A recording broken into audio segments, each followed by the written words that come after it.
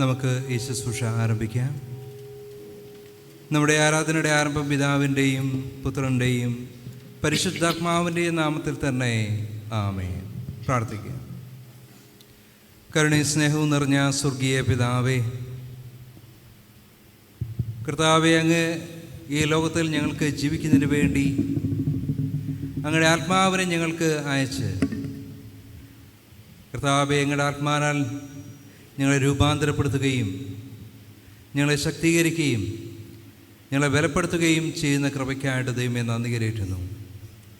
ഈ പെന്തക്കോസ്ത് നാളിൽ ഞങ്ങൾക്കൊരുമിച്ച് അങ്ങയുടെ ആലയത്തിൽ കടന്നു വരുവാനും കർത്താവേ, അങ്ങേ ആത്മാവിലും സത്യത്തിലും ആരാധിപ്പാനും അങ്ങ് ഞങ്ങളെ സഹായിക്കുന്നുവല്ലോ. കർത്താവിൻ്റെ കൃപ ഞങ്ങളോട് കൂടെ ഇരിക്കണമേ. എപ്പോഴും ഞങ്ങളോട് കൂടെ ഇരിക്കുന്ന, ഞങ്ങളോട് സംസാരിക്കുന്ന, ഞങ്ങളോട് ഇടപെടുന്ന ആ ദൈവത്തിൻ്റെ സാന്നിധ്യത്തെ തിരിച്ചറിഞ്ഞുകൊണ്ട് ഈ ആരാധനയിലായിരിക്കാൻ ഞങ്ങളെ അവിടുന്ന് സഹായിക്കണമേ. പ്രാർത്ഥന കേൾക്കുന്ന കൃപയ്ക്കായ സ്തോത്രം. യേശു ക്രിസ്തുവിൻ്റെ ധന്യമുള്ള നാമത്തിൽ തന്നെ ആമേൻ. ദൈവനാമ സ്തുതിക്കും മഹത്വത്തിനുമായി 96 ഗീതം പാടി നമുക്ക് ദൈവത്തെ മഹത്വപ്പെടുത്താം. ഗീതം 96. സിനായി മലയ്ക്ക് യഹോവ കാർമേഘത്തിലിറങ്ങി.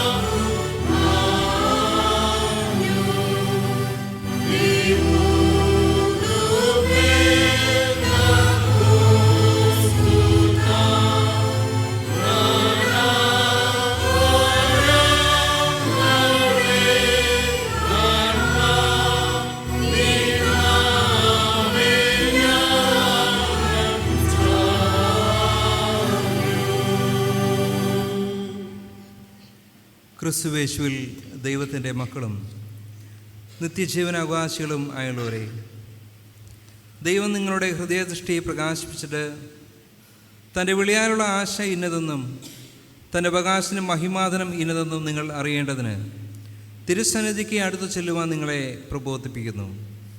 നിങ്ങളുടെ ജീവകാലം മുഴുവനും ഭയം കൂടാതെ വിശുദ്ധിയിലും നീതിയിലും തിരുസേവ ചെയ്യുവാൻ പിതാവ്, പുത്രൻ, പരിശുദ്ധാത്മാവ് എന്ന ത്രിയേക ദൈവം നിങ്ങൾക്ക് കൃപ നൽകുമാറാകട്ടെ.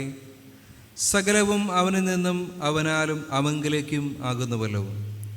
എന്നാലും നാം പാപം ചെയ്ത് പോയിട്ടുള്ളവരും ദൈവത്തിൻ്റെ പരിശുദ്ധ സന്നിധി നിൽപ്പാൻ യോഗ്യതയില്ലാത്തവരും ആണെന്നോർത്ത് പരമാർത്ഥമായ അനുതാപത്തോടെ നാം നമ്മുടെ പാപം ഏറ്റു പറയുക.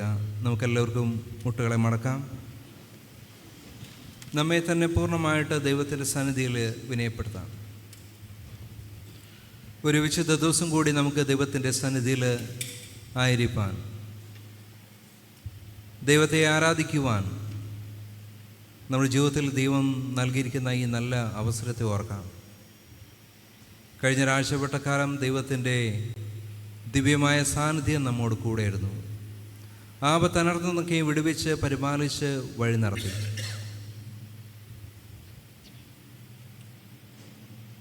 നമുക്ക് വേണ്ടി ഈ ലോകത്തിലേക്ക് ഇറങ്ങി വന്ന്, നമുക്ക് വേണ്ടി ഈ ലോകത്തിൽ ജീവിച്ച്, നമുക്ക് വേണ്ടി കൽവറി യാഗമായി തീർന്ന്, നമുക്ക് വേണ്ടി മരണത്തെ ജയിച്ച് ഉയർത്തുന്നേറ്റ് പിതാവിൻ്റെ മഹത്വത്തിലിരിക്കുന്ന കർത്താവ് താൻ വാഗ്ദത്തം ചെയ്തതുപോലെ നമ്മോട് കൂടെ എന്നും ആയിരിക്കേണ്ടതിന് തൻ്റെ പരിശുദ്ധാത്മാവിനെ നമുക്ക് അയച്ചു തന്നു. നമ്മുടെ സഹായകനായി, നമ്മുടെ ഉപദേശകനായി, നമ്മുടെ ആശ്വാസകനായി ആ പരിശുദ്ധാത്മാവ്, കർത്താവിൻ്റെ അദൃശ്യമായ സാന്നിധ്യം ഈ നാളുകളിൽ നമ്മോട് കൂടെയായിരുന്നു. എന്നാൽ പലപ്പോഴും നമ്മുടെ ജീവിതത്തിൽ ആ ദൈവാത്മാവിൻ്റെ ശബ്ദത്തെ കേൾക്കാതെ മറന്നുകൊണ്ട് നമ്മുടെ ജീവിതത്തിൽ വന്നു പോയിരിക്കുന്ന എല്ലാവിധമായിട്ടുള്ള കുറവുകളെയും കുറ്റങ്ങളെയും പോരായ്മകളെയും നമുക്ക് ഈ സമയത്ത് ദൈവസന്നിധിയിൽ ഓർക്കാം. നമ്മെ തന്നെ പൂർണ്ണമായിട്ട് വിനയപ്പെടുത്താം. നമ്മുടെ എല്ലാ കുറ്റങ്ങളെയും കുറവുകളെയും നമുക്ക് ഈ സമയത്ത് ദൈവസന്നിധിയിൽ ഓർക്കാം. അനുതാപ ഹൃദയത്തോടു കൂടി 9ാമത്തെ ഗീതം ആലപിക്കാം. എഴുന്നു ഞാൻ എഴുന്നു.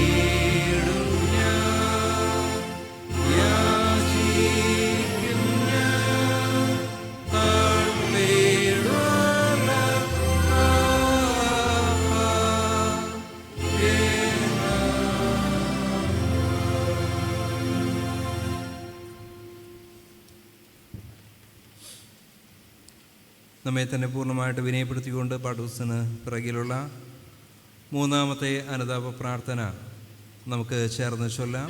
3ാമത്തെ അനുതാപ പ്രാർത്ഥന. സ്വർഗസ്ഥ പിതാവായ ദൈവമേ, ഞാൻ പല പ്രകാരത്തിലും കൊടിയ പാപം ചെയ്തിരിക്കുന്നു. പ്രത്യക്ഷമായ തിരുകൽപ്പന ലംഘിച്ച് നടന്നതിനാൽ മാത്രമല്ല, മനസ്സിലെ രഹസ്യ വിചാരങ്ങളാലും കൂടെ തന്നെ എൻ്റെ കുറ്റങ്ങളൊക്കെ ഓർത്ത് ഞാൻ പരമാർത്ഥമായി പശ്ചാത്താപപ്പെടുകയും നിർവ്യാജ ദുഃഖിക്കുകയും ചെയ്യുന്നു. മഹാദയാലുവായ ദൈവമേ, എന്നോട് കരുണ തോന്നണമേ. വാത്സല്യപുത്രനായ യേശുവിനെ വിചാരിച്ച് എൻ്റെ പാപമൊക്കെ ക്ഷമിച്ച് എൻ്റെ ബലഹീനതകളെ ജയിപ്പാൻ കാരുണ്യപൂർവ്വം സഹായിക്കണമേ. ദിവ്യസ്നേഹ സംസർഗത്തിൽ എന്നെ തിരികെ ചേർത്തുകൊള്ളുകയും തിരുമ്പിൽ പ്രസാദമായുള്ളത് പ്രവർത്തിക്കേണ്ടതിന് എന്നെ ബലപ്പെടുത്തുകയും ചെയ്യണമേ. ആമേൻ.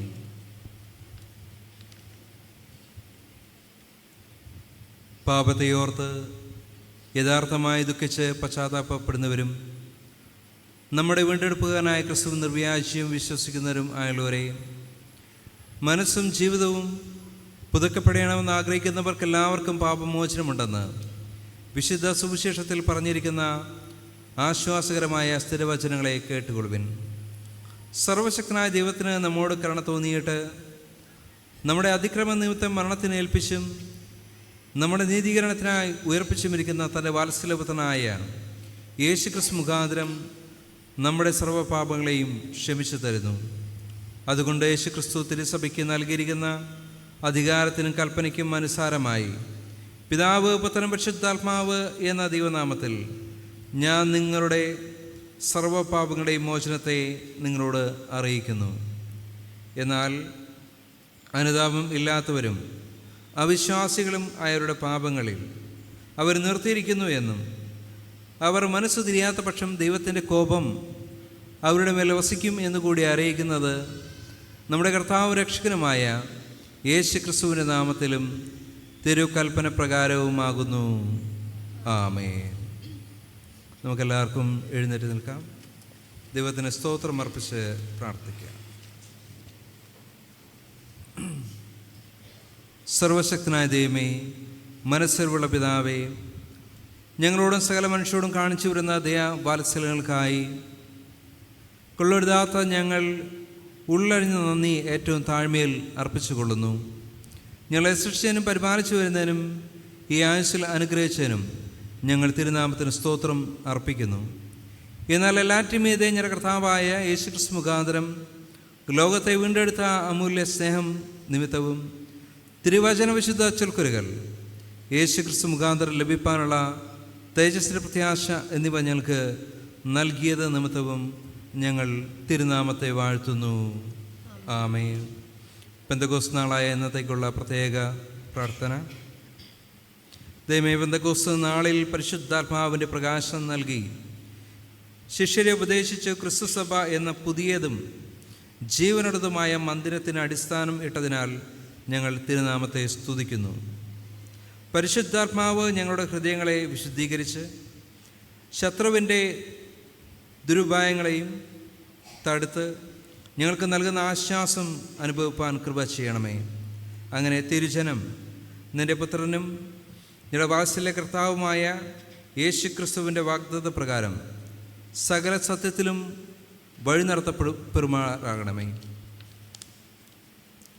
ആയവൻ നിന്നോടുകൂടെ പരിശുദ്ധാത്മാവിൻ്റെ ഒരുമയിൽ ഏകതയുമായി എന്നും ജീവിച്ചും വാണുകൊണ്ടിരിക്കുന്നുവല്ലോ. ആമേൻ.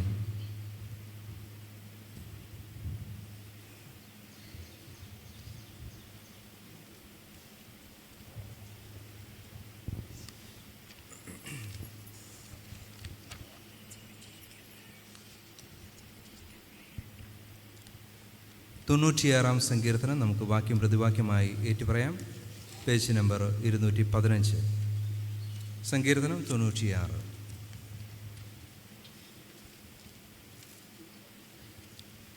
യഹോവയ്ക്ക് ഒരു പുതിയ പാട്ട് പാടുവിൻ. യഹോവയ്ക്ക് പാടി അവൻ്റെ നാമത്തെ വാഴ്ത്തുവിൻ. ജാതികളുടെ ഇടയിൽ അവൻ്റെ മഹത്വവും. യഹോവ വലിയവനും ഏറ്റവും സുസ്ഥിരനുമാകുന്നു. ജാതിയുടെ ദേവന്മാരൊക്കെയും മിഥ്യാമൂർത്തികളത്രേ. ബഹുമാനവും തേജസ്സും അവൻ്റെ മുൻപിലും. ജാതിയുടെ കുലങ്ങളെ യഹോവയ്ക്ക് കൊടുപ്പിൻ. യഹോവയ്ക്ക് അവൻ്റെ നാമത്തിന് തക്ക മഹത്വം കൊടുപ്പിൻ. വിശുദ്ധ വസ്ത്രാലങ്കാരത്തോടെ യഹോവയെ നമസ്കരിപ്പിൻ. എല്ലാവർക്കും ഇരിക്കാം.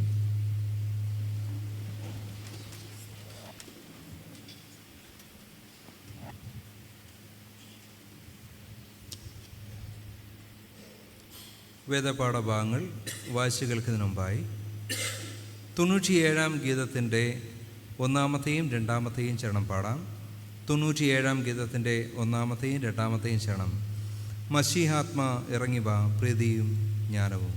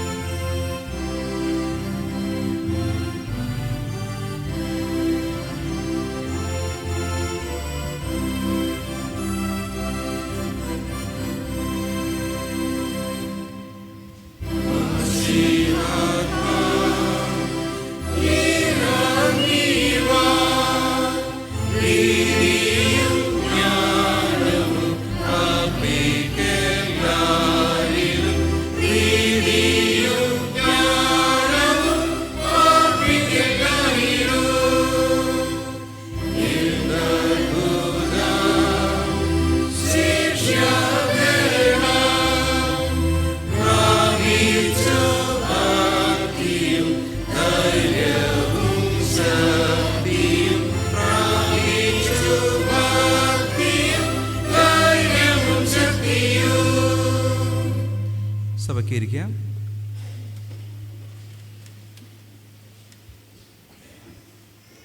പെന്തക്കോസ്ത് ഞായറായ ഇന്നത്തേക്ക് വായിപ്പാനുള്ള വേദഭാഗങ്ങൾ പഴയ നിയമത്തിൽ യെഹെസ്കേൽ പ്രവാചകൻ്റെ പുസ്തകം 36-ാം അധ്യായം 22-ഉം 23-ഉം വാക്യങ്ങളും, പുതിയ നിയമത്തിൽ വിശുദ്ധ യോഹന്നാൻ എഴുതിയ സുവിശേഷം 14-ാം അധ്യായം 15 മുതൽ 21 വരെയുള്ള വാക്യങ്ങളും ആകുന്നു. പഴയ നിയമത്തിൽ യെഹെസ്കേൽ പ്രവാചകൻ്റെ പുസ്തകം 36-ാം അധ്യായം 22 മുതൽ 23 വരെയുള്ള ദൈവത്തിൻ്റെ വചനങ്ങളെ കേട്ടുകൊള്ളു. അതുകൊണ്ട് നീ ഇസ്രായേൽ ഗൃഹത്തോട് പറയേണ്ടത്, യഹോവയായ കർത്താവ് അരുളി ചെയ്യുന്നു, ഇസ്രായേൽ ഗൃഹമേ, നിങ്ങളുടെ നിമിത്തമല്ല, നിങ്ങൾ ചെന്നു ചേർന്ന ജാതികളുടെ ഇടയിൽ നിങ്ങൾ അശുദ്ധമായിരിക്കുന്ന എൻ്റെ വിശുദ്ധ നാമം നിമിത്തമത്രേ ഞാൻ അങ്ങനെ ചെയ്യുന്നത്. ജാതികളുടെ ഇടയിൽ നിങ്ങൾ അശുദ്ധമാക്കിയതായി അവരുടെ ഇടയിൽ അശുദ്ധമായി പോയിരിക്കുന്ന എൻ്റെ മഹത്തായ നാമത്തെ ഞാൻ വിശദീകരിക്കും. ജാതികൾ കാണുക ഞാൻ എന്നെ തന്നെ നിങ്ങളിൽ വിശദീകരിക്കുമ്പോൾ ഞാൻ യഹോവയെന്ന് അവർ അറിയും എന്ന് യഹോവയായ കർത്താവിൻ്റെ അരുളപ്പാട്. ഇവിടെ പഴയ നിയമവേദഭാഗം വായിച്ച് അവസാനിക്കും.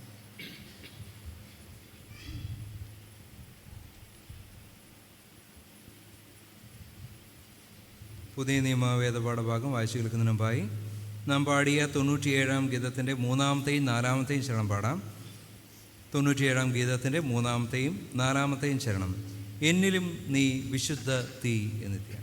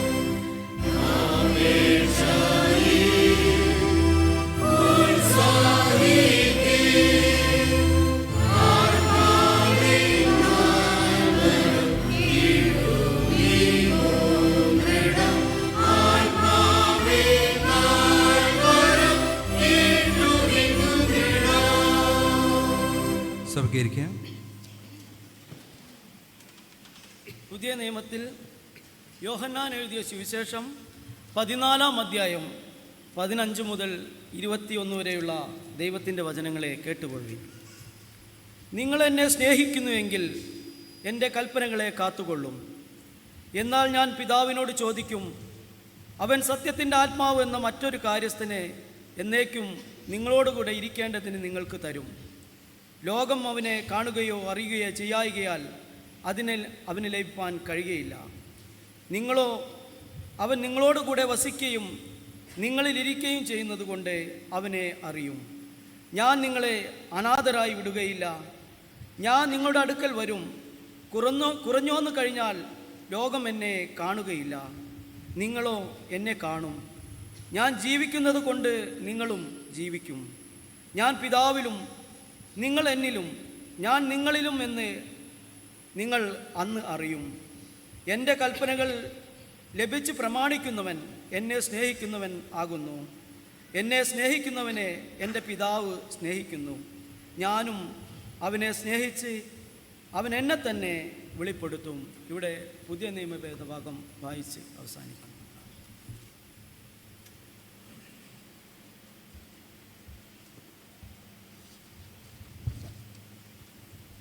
മനസ്സിലുള്ള പിതാവായ ദൈവം തിരുവചനത്തിൽ തൻ്റെ സമ്പൂർണ്ണ സ്നേഹം നമുക്ക് വെളിപ്പെടുത്തിയിരിക്കുകയാലും ക്രിസ്തുവേശുവിൽ നമ്മെ തൻ്റെ സമൃദ്ധിയായ കൃപകൾക്ക് അംശികളാകുവാൻ ക്ഷണിച്ചിരിക്കുകയാലും തന്നെയുള്ള വിശ്വാസം ഞാൻ പറയുന്നതിൻ്റെ പിന്നാലെയായി നിങ്ങളും സ്വീകരിച്ചൊല്ലുവാൻ ഞാൻ നിങ്ങളെ പ്രബോധിപ്പിക്കുന്നു. നമുക്കെല്ലാവർക്കും എഴുന്നേറ്റ് നിന്ന് അപ്പോസ്തല വിശ്വാസ പ്രമാണം സ്വീകരിച്ച് ചൊല്ലാം.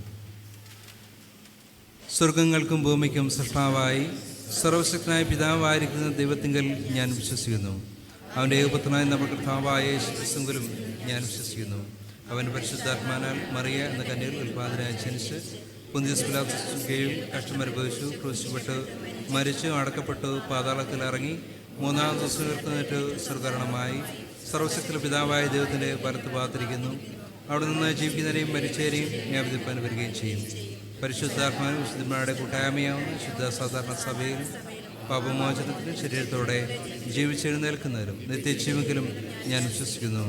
ആമേൻ. സഭയ്ക്കെല്ലാവർക്കും ഇരിക്കാം.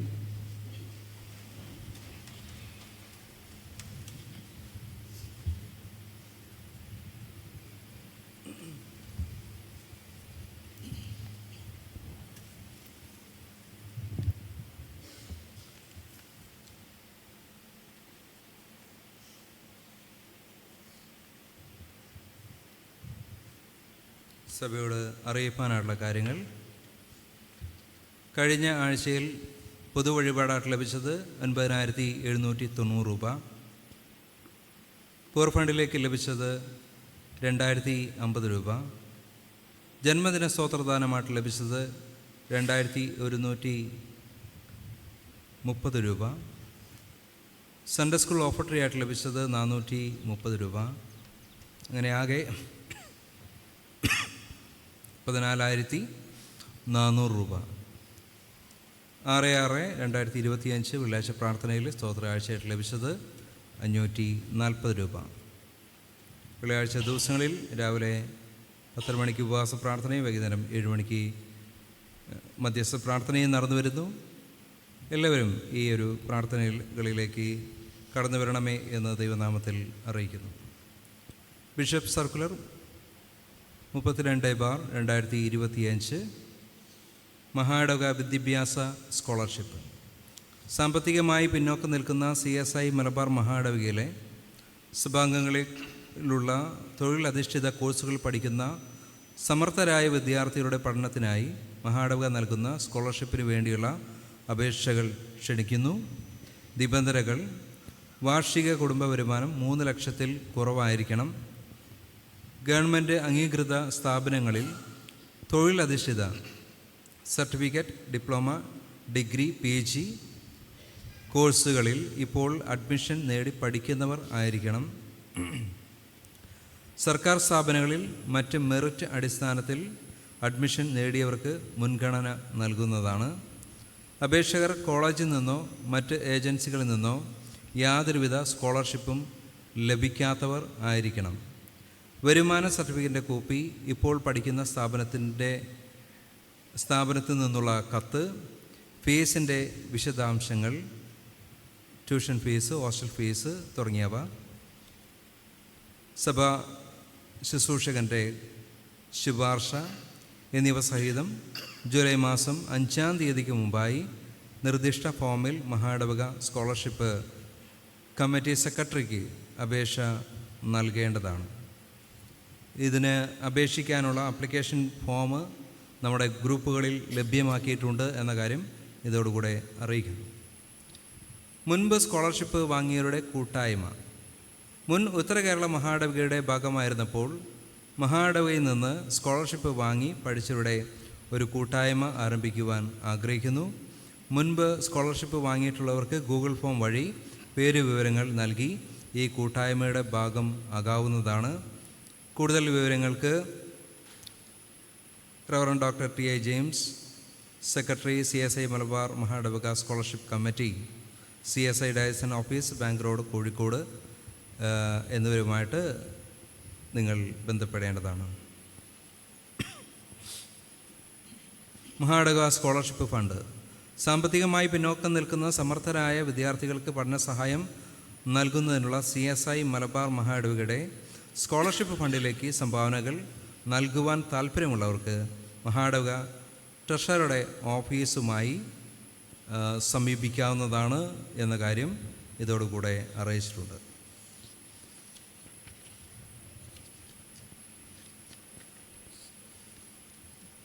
ഇന്ന് CSI സഭ ഇക്കോളജിക്കൽ സൺഡേ ആയിട്ട് പരിസ്ഥിതി ഞായറായിട്ട് ആചരിക്കുകയാണ്. നമ്മുടെ സഭയും ഇപ്രകാരം തന്നെ പരിസ്ഥിതി ഞായറായിട്ട് ഇന്ന് ആചരിക്കുന്നു. സഭയിലുള്ള സംഘടനകൾ ഇന്ന് ആരാധനയ്ക്ക് ശേഷം വൃക്ഷത്തൈകൾ നടുന്നതായിരിക്കും എന്ന കാര്യം അറിയിക്കുന്നു.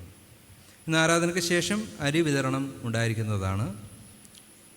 എല്ലാവരും ശ്രദ്ധിക്കേണ്ട കാര്യം, അതത് മാസത്തെ അരി ആ ആഴ്ചയിൽ തന്നെ വാങ്ങി പോകേണ്ടതാണ്. പിറ്റത്തെ ആഴ്ചയിലേക്ക് സൂക്ഷിക്കുവാനായിട്ടുള്ള പ്രയാസം നമ്മുടെ ഓഫീസുമായിട്ട് ബന്ധപ്പെട്ടിട്ടുണ്ട്. അതുകൊണ്ട് എല്ലാവരും അതത് മാസം വന്ന് അവരവരുടെ അരി വാങ്ങി പോകണമെന്ന് ദൈവനാമത്തിൽ അറിയിക്കുന്നു. CSI reverend doctor Robert Herman memorial church Tirur സഭയുടെ വാർഷിക സ്തോത്രാരാധനയും സുവിശേഷ യോഗങ്ങളും ജൂൺ മാസം 13, 14, 15 തീയതികളിൽ നടത്തപ്പെടുന്നു എന്ന കാര്യം സഭയെ അറിയിക്കുന്നു. നമ്മെ സഭയായിട്ട് ഈ ഒരു ശുശ്രൂഷകളിലേക്കും കൺവെൻഷനിലേക്കും ക്ഷണിച്ചിട്ടുണ്ട്. കഴിഞ്ഞ എല്ലാവരും പ്രാർത്ഥനയോടുകൂടി ഈ കൺവെൻഷൻ യോഗത്തിലും അതുപോലെ തന്നെ വാർഷിക സ്തോത്രാരാധനയിലും പങ്കെടുക്കണമെന്ന് ദൈവനാമത്തിൽ അറിയിക്കുന്നു.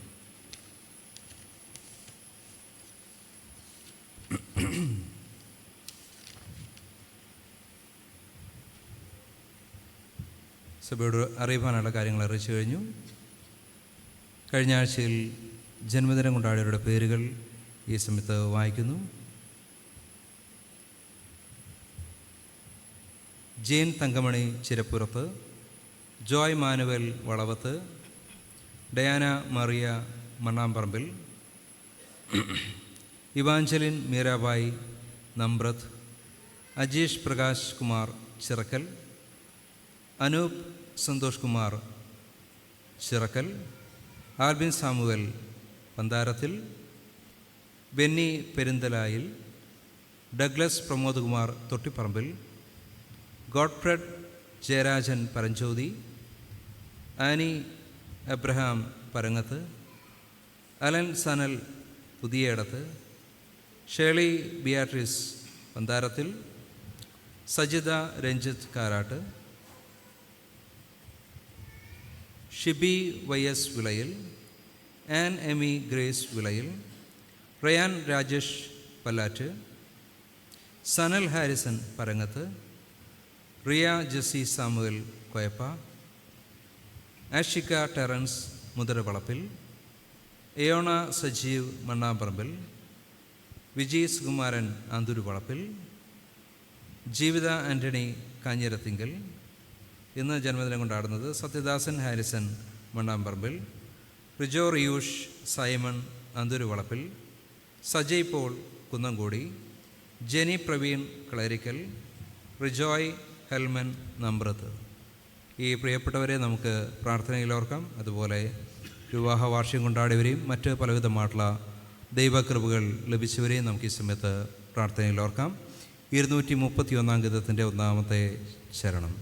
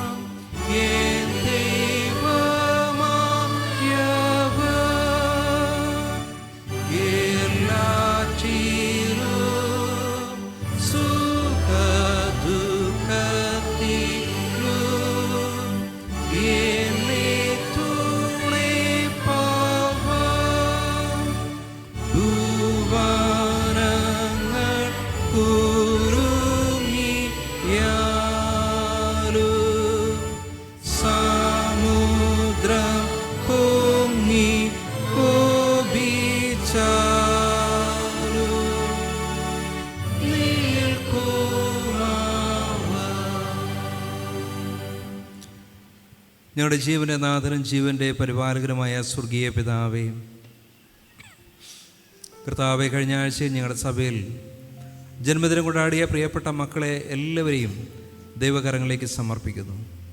കർത്താവിൻ്റെ ദിവ്യമായ സാന്നിധ്യം കഴിഞ്ഞൊരു വർഷം മുഴുവൻ പ്രിയപ്പെട്ട മക്കളോട് കൂടെയായിരുന്നു. അതിശയമായി അത്ഭുതമായിട്ട് വഴി നടത്തി ഒരു പുതിയ വർഷത്തിലേക്ക് അങ്ങ് അനുഗ്രഹിച്ച് കൊണ്ടുവന്നല്ലോ. കർത്താവിൻ്റെ ദിവ്യമായ സാന്നിധ്യം ഈ പുതിയ വർഷത്തിലും പ്രിയപ്പെട്ട മക്കളോട് കൂടെ ഇരിക്കുമാറാണമേ. അങ്ങയിൽ ആശ്രയിച്ചുകൊണ്ട്, അങ്ങിൽ ശരണപ്പെട്ടുകൊണ്ട് ഈ പുതിയ വർഷത്തിലും ദൈവികമായിട്ടുള്ള കൃപകളെ, നന്മകളെ ധാരാളമായിട്ട് അനുഭവിച്ചുകൊണ്ടായിരിക്കാൻ പ്രിയപ്പെട്ട മക്കളെല്ലാവരെയും അവിടുന്ന് സഹായിക്കണമേ. ഈ പുതിയ വർഷം പ്രിയ കുഞ്ഞുങ്ങളുടെ ജീവിതത്തിൽ ഏറ്റവും നന്മയുടെ, അനുഗ്രഹത്തിൻ്റെ, ദൈവാനുഭവത്തിൻ്റെ ഒരു പുതിയ വർഷമാക്കണമേ എന്നപേക്ഷിക്കുന്നു. കർത്താവ് വിവാഹവാർഷികം കൊണ്ടാടിയവരെ ഞങ്ങൾ സമയത്ത് ഓർക്കുന്നു. കർത്താവിൽ ആശ്രയിച്ചുകൊണ്ട് സന്തോഷത്തോടും സമാധാനത്തോടും ദൈവാനുഗ്രഹത്തോടും ദൈവം നൽകുന്ന എല്ലാവിധമായിട്ടുള്ള നന്മകളെയും എല്ലാവിധമായിട്ടുള്ള കൃപകളെയും സന്തോഷത്തെയും സ്നേഹത്തെയും ഒക്കെ പങ്കിട്ടുകൊണ്ട് പുതിയ വർഷത്തിലായിരിക്കാൻ പ്രിയപ്പെട്ട മക്കളെ അവിടുന്ന് സഹായിക്കണമേ. കർത്താവിങ്ങളുടെ സന്നിധിയിൽ പലവിധമായിട്ടുള്ള ദൈവകൃപകൾ, നന്മകൾ അനുഭവിച്ചുകൊണ്ട് നന്ദിയോടുകൂടി ആയിരിക്കുന്ന പ്രിയപ്പെട്ട മക്കളെല്ലാവരും ദൈവം അനുഗ്രഹിക്കുമാറാണമേ. ദൈവകൃപയും കാവലും കൂട്ടായ്മയും തുടർന്നും അനുഭവിച്ചുകൊണ്ടായിരിക്കാൻ പ്രിയപ്പെട്ട മക്കളെല്ലാവരും അവിടുന്ന് സഹായിക്കണമേ. പ്രാർത്ഥന കേൾക്കുന്നതിനായ സ്തോത്രം. യേശു ക്രിസ്തുവിൻ്റെ ധന്യമുള്ള നാമത്തിൽ തന്നെ ആമേൻ.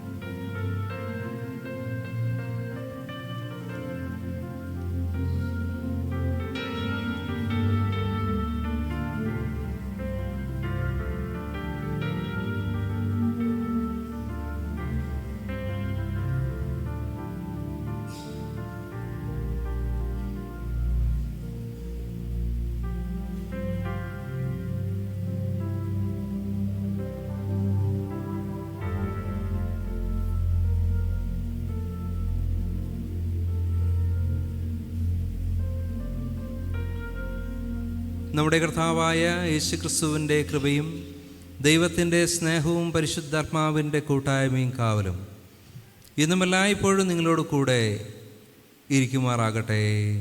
ആമേൻ.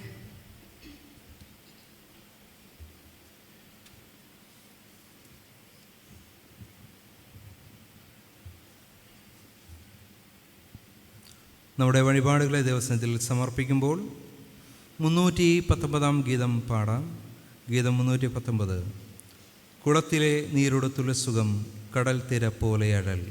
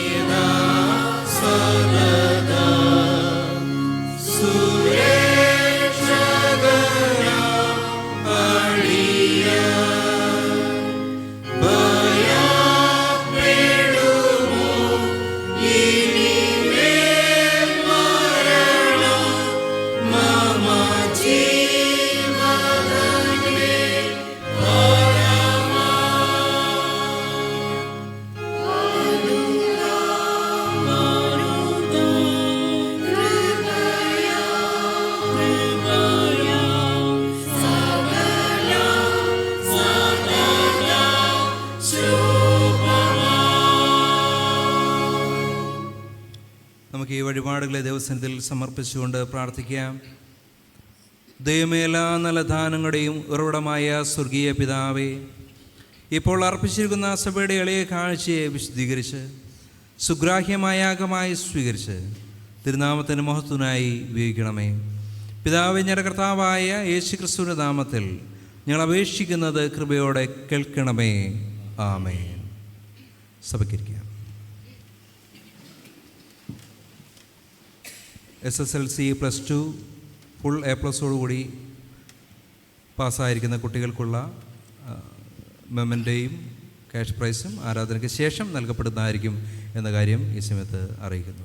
ഇപ്പോൾ മധ്യസ്ഥ പ്രാർത്ഥനയ്ക്കായിട്ട് നമുക്ക് തലകളെ വണക്കാം. ക്രിസ്തുദാസ് രൂപൻ ഉപദേശി മധ്യസ്ഥ പ്രാർത്ഥനയെ നമ്മെ നയിക്കുന്നതായിരിക്കും.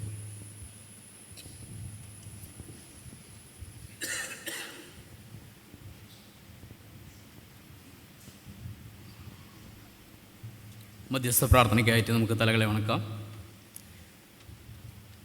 2025 വർഷം 6ാമത്തെ മാസത്തിലേക്ക് നാം കടന്നു വന്നിരിക്കുകയാണ്. ഈ കഴിഞ്ഞ 5 മാസക്കാലം ദൈവത്തിൻ്റെ അതിപരിശുദ്ധമായ കൃപകളെ അനുഭവിപ്പാൻ തക്കണം ദൈവം നമ്മെ സഹായിച്ചു. യുദ്ധത്തിൻ്റെതായിട്ടുള്ള പ്രയാസങ്ങൾ നമ്മൾ കാണുവാനിടയായി. കാലാവസ്ഥാ കെടുതികളും അല്പസമയം കൊണ്ട് വളരെയധികം ബുദ്ധിമുട്ടുകൾ നേരിടുവാനായിട്ട് സാധിച്ചു. എന്നാൽ ദൈവത്തിൻ്റെ പരിശുദ്ധാത്മാവിൻ്റെ കൃപ സഭയായി, കുടുംബമായി, വ്യക്തികളായി എല്ലാ തിന്മകളിൽ നിന്നും നമ്മെ വിടുവിച്ച് നമ്മളെ അവിടുന്ന് കാത്തു പരിപാലിച്ച ദൈവത്തിന് നമുക്ക് നന്ദി അർപ്പിക്കാം. നമ്മുടെ പൈതങ്ങളെല്ലാം ഓർത്ത് പ്രാർത്ഥിക്കാം. പുതിയൊരു അധ്യയന വർഷം അവർ സ്കൂളിലേക്കെല്ലാം കടന്നു പോയിക്കൊണ്ടിരിക്കുന്നു. ദൈവത്തിൻ്റെ പരിശുദ്ധാത്മാവിൻ്റെ കൃപ അവരോടുകൂടി ഇരിക്കണം. ഓരോ മക്കളിലും ദൈവത്തിൻ്റെ കൃപ ധാരാളമായി നൽകുവാൻ, പൈതൽ വളർന്ന് ജ്ഞാനം പ്രാപിച്ചു ആത്മാവിൽ ബലപ്പെട്ടു പോരുവാൻ കർത്താവ് ഓരോ മക്കളെയും അവിടുന്ന് സഹായിക്കണമെന്ന് നമുക്ക് പ്രാർത്ഥിക്കാം. അവർക്ക് വേണ്ട ജ്ഞാനത്തെയും വിവേകത്തെയും നൽകി ദൈവം അവരെ അനുഗ്രഹിക്കണം. നല്ല മക്കളായി വളർന്നു വരുവാൻ കർത്താവ് സഹായിക്കണമെന്ന് പ്രാർത്ഥിക്കാം. ലോകത്തെമ്പാടുന്ന് മദ്യത്തിൻ്റെയും മയക്കുമരുന്നിൻ്റെയും പ്രയാസത്തിലൂടെ എല്ലാം കർത്താവ് ഓരോ പൈതങ്ങളും കടന്നു പോകുമ്പോൾ ദൈവമേ, ആ പൈതങ്ങളെല്ലാം നേർവഴി കാണിക്കുവാൻ തക്കണം. ദൈവത്തിൻ്റെ പരിശുദ്ധാത്മാവിൻ്റെ ഇടപെടൽ അവരോടുകൂടെ ഉണ്ടായിരിക്കണമെന്ന് ഓരോ രക്ഷിതാക്കളും മക്കളും കുടുംബമായി സഭയായി നമുക്ക് പ്രാർത്ഥിക്കാം. പുതിയ ജോലികളിലേക്ക് പ്രവേശിക്കാനായിട്ട് ആഗ്രഹിക്കുന്ന പ്രിയമക്കളെ നമുക്ക് ഓർത്ത് പ്രാർത്ഥിക്കാം. തക്കതായ ജോലി അവർക്ക് കണ്ടെത്തുവാനും ദൈവത്തിൻ്റെ പരിശുദ്ധാത്മാവിൻ്റെ ഇടപെടൽ ഉണ്ടാകുവാനും വേണ്ടി ദൈവത്തോട് നമുക്ക് പ്രാർത്ഥിക്കാം. രോഗാവസ്ഥയിലും പ്രയാസത്തിലും ദുഃഖത്തിലും വേദനയിലും ബുദ്ധിമുട്ടുകളിലും കഴിയുന്നവരെ ഓർത്ത് നമുക്ക് പ്രാർത്ഥിക്കാം. ദൈവത്തിൻ്റെ കൃപ ഓരോ മക്കളോടും ദൈവം ഇടപെടണമെന്ന് പ്രാർത്ഥിക്കാം. മുന്നോട്ടുള്ള വർഷങ്ങളിലും മാസങ്ങളിലും ദൈവമേ, ഞങ്ങളെ കർത്താവ് പരിപാലിക്കണമേ, നിൻ്റെ ചിറകിൻ കീഴിൽ ഞങ്ങളെ മറയ്ക്കണമേ എന്ന് പ്രാർത്ഥിക്കാം. തകർന്നു നുറുങ്ങിയിരിക്കുന്നവർക്ക് പോകാൻ സമീപസ്ഥൻ, മനസ്സ് തകർന്നവരെ വിടിവിക്കുന്നൊരു ദൈവം ഇന്ന് നമ്മോടുകൂടിയുണ്ട്. നമ്മുടെ പ്രതിസന്ധികളെയും നമ്മുടെ പ്രയാസങ്ങളെയും കാണുന്നതിനായൊരു ദൈവം നമ്മോടുകൂടിയുണ്ട്. ആ ദൈവം നമ്മെ അനുഗ്രഹിക്കേണ്ടതിനായി നമുക്ക് പ്രാർത്ഥിക്കാം.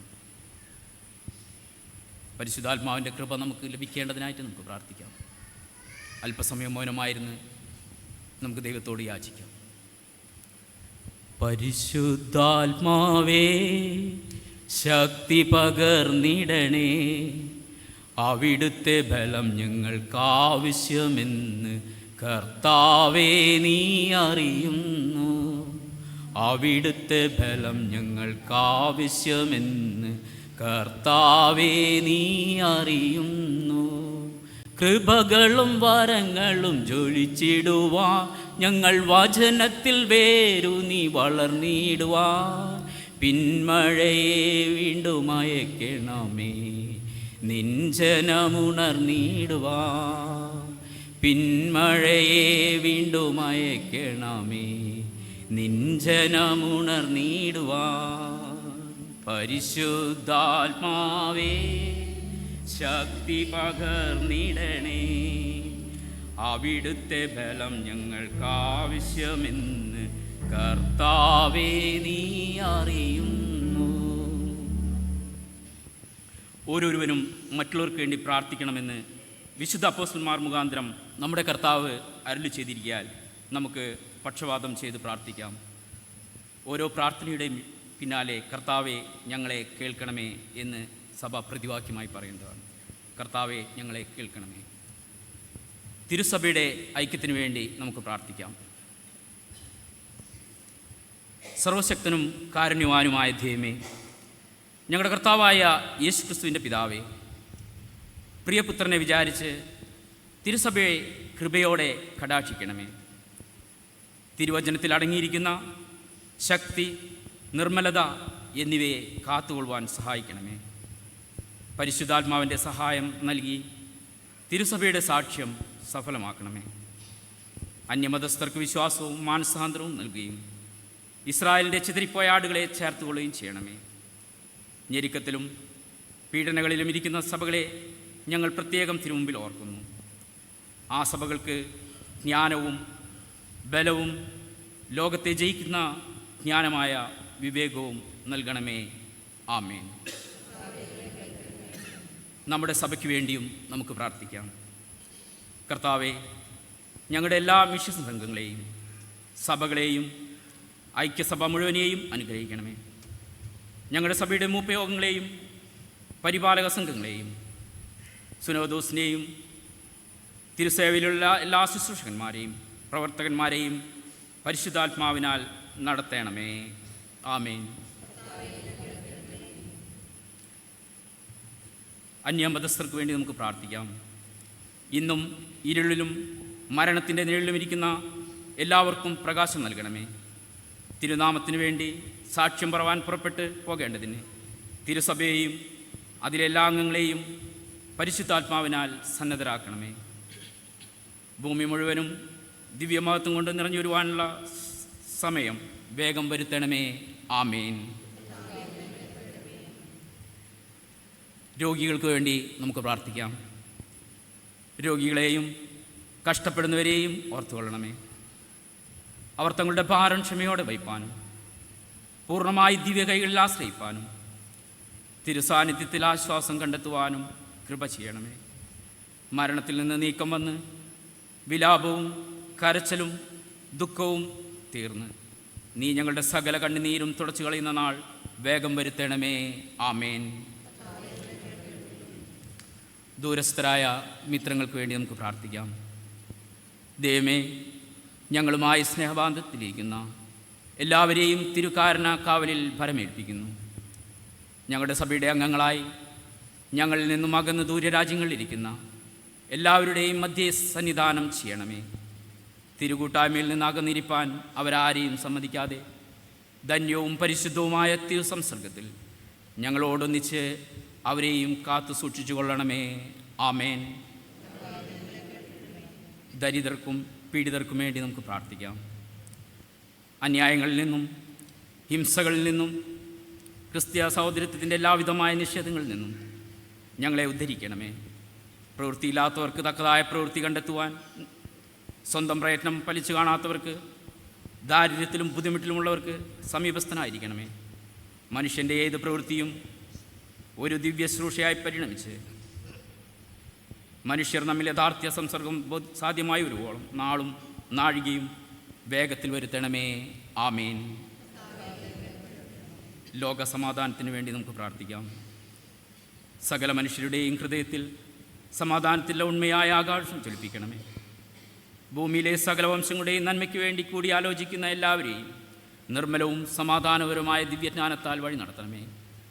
യുദ്ധമത്സരങ്ങളിൽ നിന്നും ഞങ്ങളെ കാത്തുകൊള്ളണമേ. ദൈവസ്നേഹത്തിൻ്റെ പരിജ്ഞാനം കൊണ്ട് സർവ്വഭൂമിയും നിറയുമാറാക്കണമേ. ആമേൻ.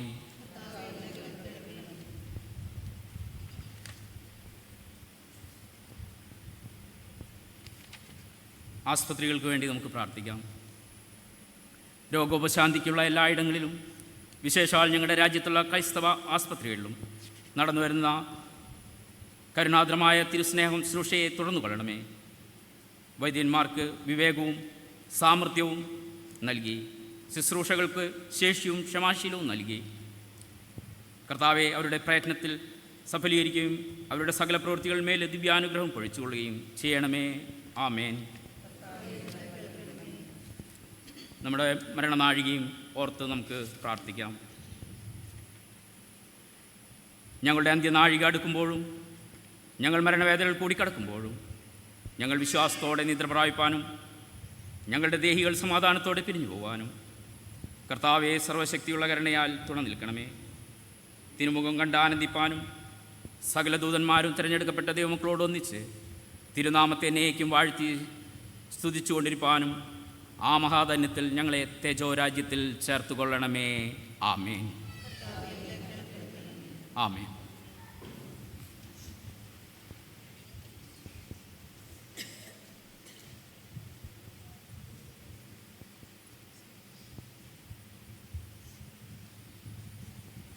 തിരുവചന ധ്യാനത്തിന് നമ്മെ തന്നെ ഒരുക്കുന്നതിനായി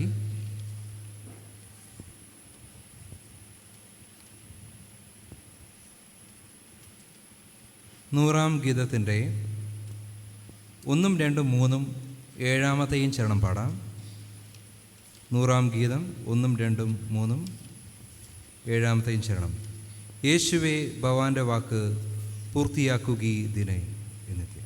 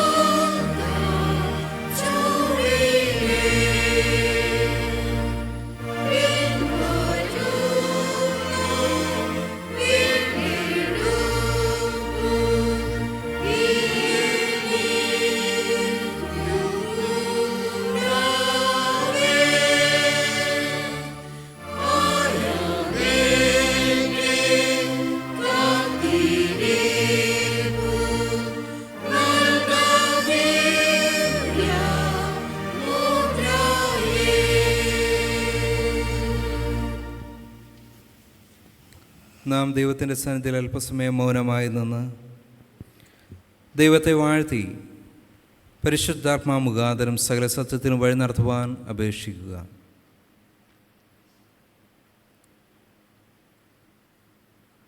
കരുണയും സ്നേഹവും നിറഞ്ഞ ഞങ്ങളുടെ സ്വർഗീയ പിതാവേ, ഈ പെന്തക്കോസ്ത് നാളെ ഞങ്ങൾക്ക് ഒരുമിച്ച് അങ്ങയുടെ ആലയത്തിലായിരിക്കാൻ അങ്ങ് സഭയ്ക്ക് നൽകിയിരിക്കുന്ന ആ പരിശുദ്ധാത്മാവിൽ ആശ്രയിച്ചുകൊണ്ട് അങ്ങേ ആരാധിപ്പാൻ, അങ്ങേ സ്തുതിക്കുവാൻ അങ്ങ് ഞങ്ങൾക്ക് നൽകിയിരിക്കുന്ന ഈ നല്ല അവസരത്തിനായിട്ട് നന്ദി കരയറ്റുന്നു. കർത്താവിൻ്റെ ദിവ്യമായ സാന്നിധ്യം ഈ നിമിഷങ്ങളിൽ ഞങ്ങളോട് കൂടെ ഇരുന്നുവല്ലോ. കർത്താവെ, വചനത്തിലൂടെ ഞങ്ങൾ സഞ്ചരിക്കുവാനും വചനത്തിലെ ആഴങ്ങളെ അറിയുവാനും ഞങ്ങളുടെ ജീവിതത്തെ അതിനനുസരിച്ച് ക്രമീകരിക്കുവാനുമൊക്കെയും കർത്താവ് ഞങ്ങളെ അവിടുന്ന് സഹായിക്കണമേ. പ്രാർത്ഥന കേൾക്കുന്നതിനായ സ്തോത്രം. യേശു ക്രിസ്തുവിൻ്റെ ധന്യമുള്ള നാമത്തിൽ തന്നെ ആമേൻ. എല്ലാവർക്കും ഇരിക്കാം. ഒരു വിശുദ്ധ ദിവസം കൂടി നമുക്ക് ദൈവത്തിൻ്റെ ആലയത്തിൽ ആയിരിക്കാൻ, ദൈവത്തെ ആരാധിപ്പാൻ ദൈവം നമ്മെ സഹായിക്കുന്ന കൃപയോർത്ത് നമുക്ക് ദൈവത്തിന് നന്ദി കരയറ്റാം. നമ്മൾ അറിയുന്നത് പോലെ ഇന്ന് നാം സഭയായിട്ട് പെന്തക്കോസ്ത് ഞായറായിട്ട് ആചരിക്കുകയാണ്. അതോടൊപ്പം തന്നെ പരിസ്ഥിതി ദിനം കഴിഞ്ഞു വരുന്ന ആഴ്ചകൾ ഞായറാഴ്ച നാം സാധാരണയായിട്ട് പരിസ്ഥിതി ഞായറായിട്ട് കൂടി ആചരിക്കുന്നു. അപ്പോൾ ഈ രണ്ട് പ്രത്യേകതകളും ഇന്നത്തെ ഈ ഒരു ഞായറാഴ്ചയ്ക്കുണ്ട് എന്ന് നമുക്കറിയാം. ഇന്നത്തെ അല്പസമയത്തെ ചിന്തയ്ക്കായിട്ട് നൽകപ്പെട്ടിരിക്കുന്ന ആധാരവചനം അപ്പോസ്തല പ്രവൃത്തികളുടെ പുസ്തകം 2-ാം അധ്യായം 32 മുതൽ 41 വരെയുള്ള ദൈവത്തിൻ്റെ വചനം.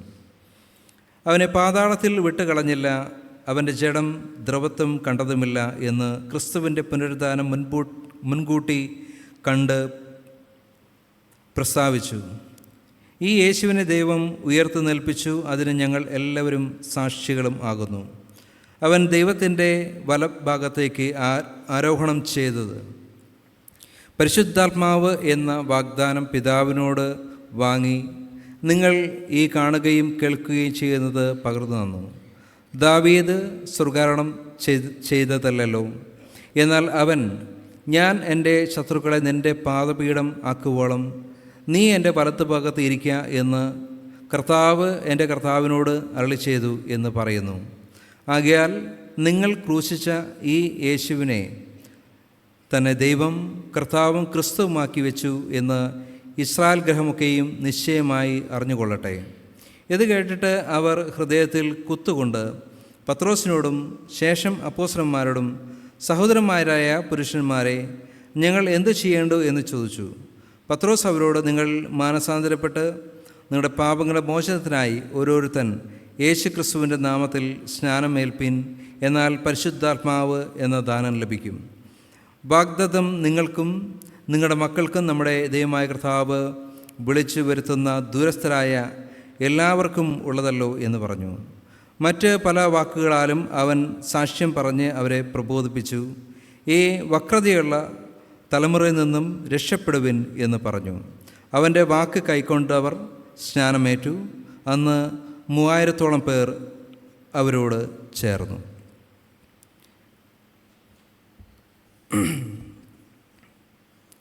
സഭയ്ക്ക് ആദ്യമായി ലഭിച്ച പെന്തക്കോസ്തിൻ്റെ അനുഭവത്തെയാണ് ഇന്നത്തെ ഈ ഒരു വേദപാഠഭാഗത്തിലൂടെ നാം ഇന്ന് വായിച്ചു കേട്ടത്. പെന്തക്കോസ്ത് എന്ന് പറയുന്നത് നമ്മുടെ സഭയെ സംബന്ധിച്ച ഏറ്റവും പ്രധാനപ്പെട്ട നമ്മുടെ സഭയുടെ ചരിത്രത്തിലെ ഒരു സംഭവമായിട്ടാണ് സഭ അതിനെ മനസ്സിലാക്കുന്നത്. പ്രത്യേകിച്ച് പരിശുദ്ധാത്മാവിൻ്റെ ദാനത്തെ സഭയ്ക്ക് നൽകി സഭയെ അല്ലെങ്കിൽ സഭയുടെ ജനനം എന്നാണ് ഈ ഒരു പെന്തക്കോസ്തിൻ്റെ ദിവസത്തെ നാം കണക്കാക്കുന്നത്. ഇതോടുകൂടെ ഒരു പുതിയ സമൂഹമായിട്ട് സഭ രൂപാന്തരപ്പെടുകയും സഭ ഈ ഒരു ലോകത്തിൽ അതിൻ്റെ ദൗത്യവുമായിട്ട് ലോകത്തിലേക്ക് ഇറങ്ങുകയും ചെയ്ത ഒരു സംഭവമാണ് പെന്തക്കോസ്ത് എന്നത്. ഇതോടുകൂടെ തന്നെ നമ്മൾ ഇന്നത്തെ പരിസ്ഥിതി ദിനവുമായിട്ട് ബന്ധപ്പെട്ട് ചിന്തിക്കുമ്പോൾ പ്രത്യേകിച്ച് നമുക്കറിയാം ഇക്കോളജി എന്നുള്ള വാക്ക് ഒയ്ക്കോസ് എന്ന് പറയുന്ന ഒരു ഗ്രീക്ക് പദത്തിൽ നിന്ന് വന്നതാണ്. അതിൻ്റെ അർത്ഥമെന്ന് പറയുന്നത് ഭവനം എന്നതാണ്. അപ്പോൾ ഈ ഭവനം എന്ന് പറയുന്ന ഈ ഒരു കാഴ്ചപ്പാട് ഈ പ്രകൃതിയെയും ഈ പ്രപഞ്ചത്തെ മുഴുവനും ഒരു ഭവനമായിട്ട് കാണുന്ന ഒരു ആശയമാണ് ഇക്കോളജിയിൽ നമ്മൾ കാണുന്നത്. അപ്പോൾ ഈ ദൈവത്തിൻ്റെ വീണ്ടെടുപ്പ് എന്നത് വെറും മനുഷ്യന് മാത്രമുള്ള വീണ്ടെടുപ്പല്ല, മറിച്ച് ഈ മനുഷ്യരെയും ഈ സമൂഹത്തെയും ഈ പ്രപഞ്ചത്തെയും മുഴുവൻ വീണ്ടെടുക്കുന്ന ഒരു ദൈവിക പദ്ധതിയാണ് കർത്താവായ യേശുക്രിസ്തുവിലൂടെ ദൈവം ആരംഭിച്ചിരിക്കുന്നത്. അപ്പോൾ ഇതെല്ലാം ഈ പ്രകൃതിയും മനുഷ്യൻ്റെ വീണ്ടെടുപ്പും പ്രകൃതിയുടെ വീണ്ടെടുപ്പും എല്ലാം കണക്റ്റഡാണ് എന്നതാണ് നമ്മൾ മനസ്സിലാക്കേണ്ടത്. നമ്മൾ ഉൽപ്പത്തി പുസ്തകം വായിക്കുന്ന സമയത്ത് സൃഷ്ടിയുടെ ആരംഭത്തിൻ്റെ സമയത്ത് തന്നെ അവിടെ ദൈവത്തിൻ്റെ തൃത്വത്തെ നമുക്ക് കാണുവാനായിട്ട് സാധിക്കും. ദൈവത്തിൻ്റെ പ്രസൻസ് അവിടെയുണ്ട്. ദൈവത്തിൻ്റെ വചനം ഉണ്ടാകട്ടെ എന്ന് പറയുന്ന ദൈവത്തിൻ്റെ വചനത്തെ നമുക്കവിടെ കാണുവാനായിട്ട് സാധിക്കും. പിന്നീട് പരിശുദ്ധാത്മാവിനെക്കുറിച്ച് പറയുന്ന സമയത്ത് പരിശുദ്ധാത്മാവ് വെള്ളത്തിന്മേൽ പരിവർത്തിച്ചു കൊണ്ടിരുന്നു എന്നതാണ് പറയുന്നത്. അപ്പോൾ ഈ പ്രപഞ്ചത്തിൽ മുഴുവൻ പ്രവർത്തിക്കുന്ന, പ്രപഞ്ചത്തിൽ മുഴുവൻ വ്യാപരിക്കുന്ന ഒന്നാണ് പരിശുദ്ധാത്മാവ് എന്ന് സൃഷ്ടിയുടെ ആരംഭത്തിൽ തന്നെ നമുക്ക് കാണുവാനായിട്ട് സാധിക്കും. ഇപ്പോൾ ദൈവത്തിൻ്റെ ദൗത്യത്തിൽ ഈ മനുഷ്യർ മാത്രമല്ല ഉള്ളത്, മറിച്ച് ഈ പ്രപഞ്ചം കൂടി ദൈവത്തിൻ്റെ ദൗത്യത്തിൽ പങ്കാളിയാണ് എന്നത് അടിസ്ഥാനപരമായിട്ട് നാം മനസ്സിലാക്കേണ്ട കാര്യമാണ്. ഒന്നാമതായിട്ട് നാം ചിന്തിക്കുന്നത് God's act for his name and creation. അവൻ്റെ നാമത്തിനും സൃഷ്ടിക്കും വേണ്ടി ദൈവം പ്രവർത്തിക്കുന്നു, അല്ലെങ്കിൽ പ്രവർത്തിക്കുന്ന ദൈവം. എസെക്കിയേൽ പ്രവാചകൻ്റെ പുസ്തകം 36-ാം അധ്യായം 22 മുതൽ 33 വരെയുള്ള വേദപാഠ ഭാഗങ്ങൾ നമ്മൾ വായിച്ചു കേൾക്കുകയുണ്ടായി.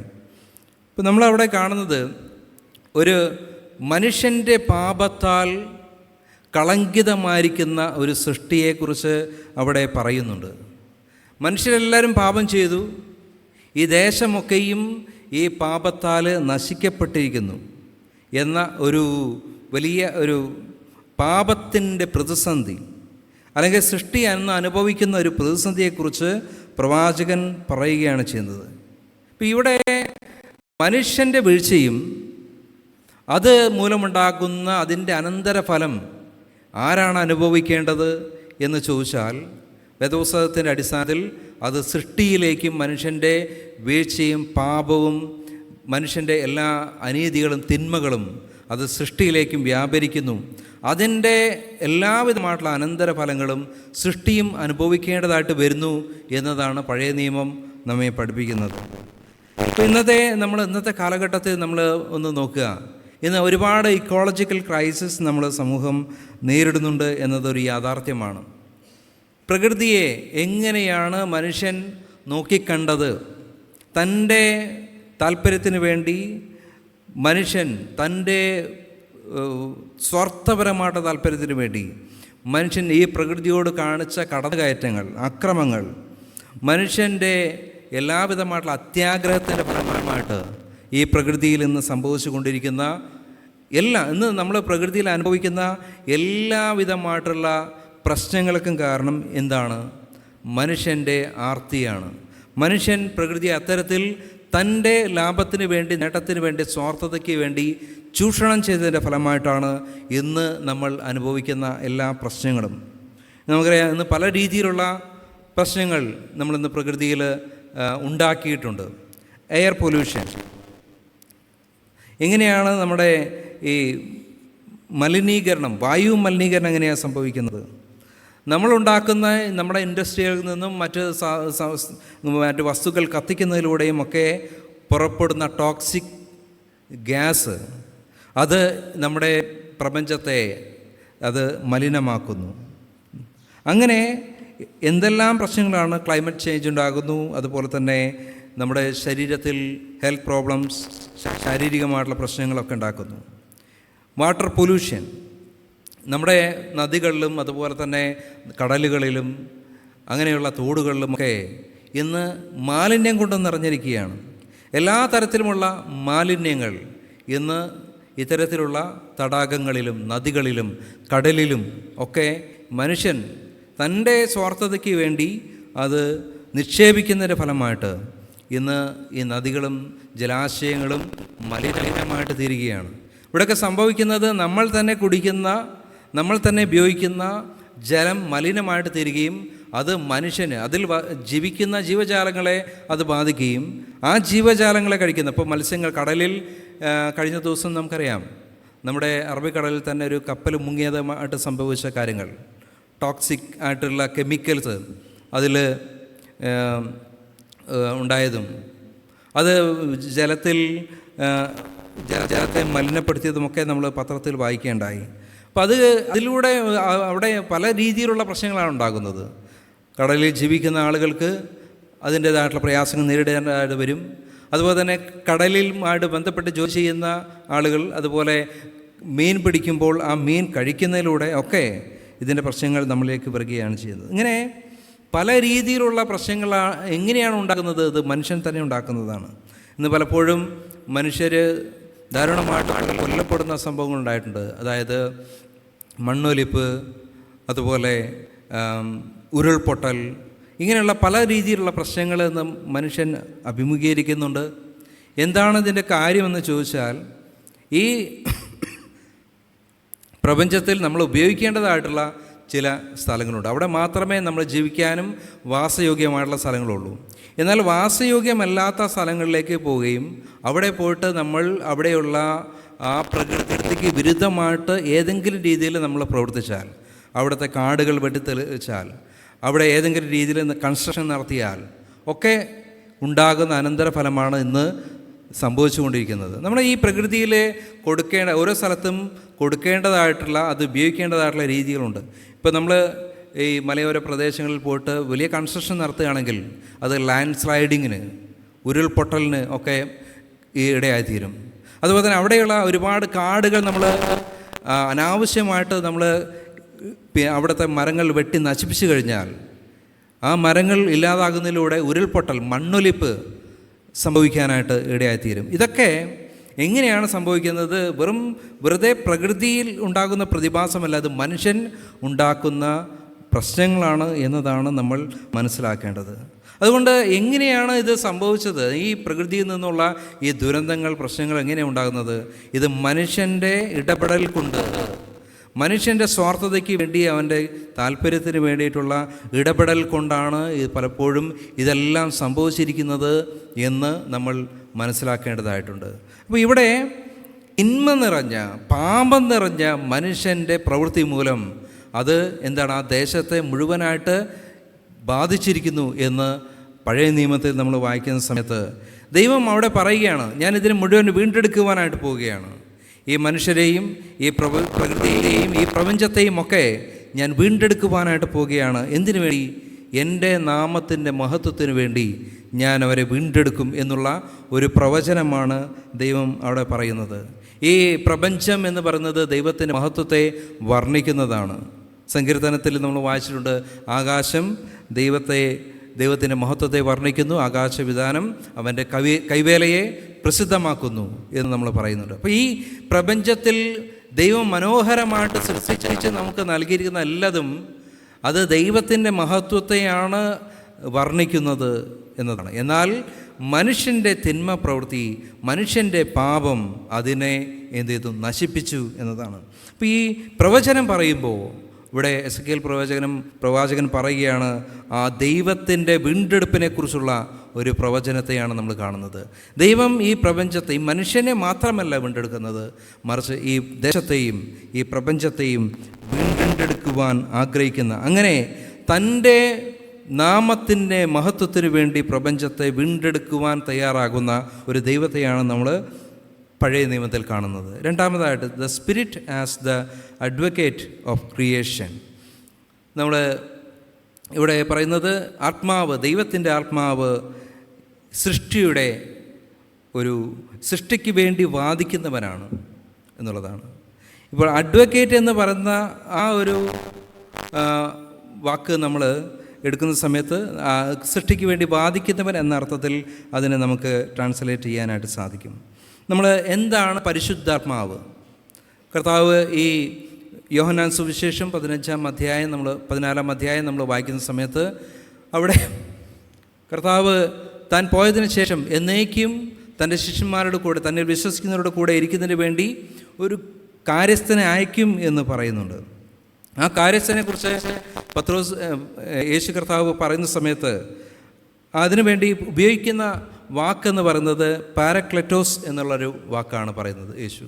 പാരക്ലെറ്റോസ് എന്ന് പറയുന്ന ആ ഗ്രീക്ക് വാക്കിൻ്റെ അർത്ഥം അഡ്വക്കേറ്റ്, ഹെൽപ്പർ, കംഫർട്ടർ, കൗൺസിലർ, ഇൻ്റർസെസർ എന്നതാണ്. അഡ്വക്കേറ്റ് എന്ന് പറഞ്ഞാൽ ഒരാൾക്ക് വേണ്ടി നിന്ന് വാദിക്കുന്ന ഒരു ആൾ എന്ന രീതിയിലാണ്. ഹെൽപ്പർ എന്ന് പറഞ്ഞാൽ നമുക്കറിയാം എപ്പോഴും സഹായത്തിന് വേണ്ടി നിൽക്കുന്ന ആൾ. കംഫർട്ടർ എന്ന് പറഞ്ഞാൽ നമുക്കറിയാം നമുക്കെപ്പോഴും ആശ്വാസം നൽകുന്നവൻ. കൗൺസിലർ എന്ന് പറഞ്ഞാൽ നമുക്കറിയാം നമുക്ക് ഉപദേശം നൽകുന്നവൻ.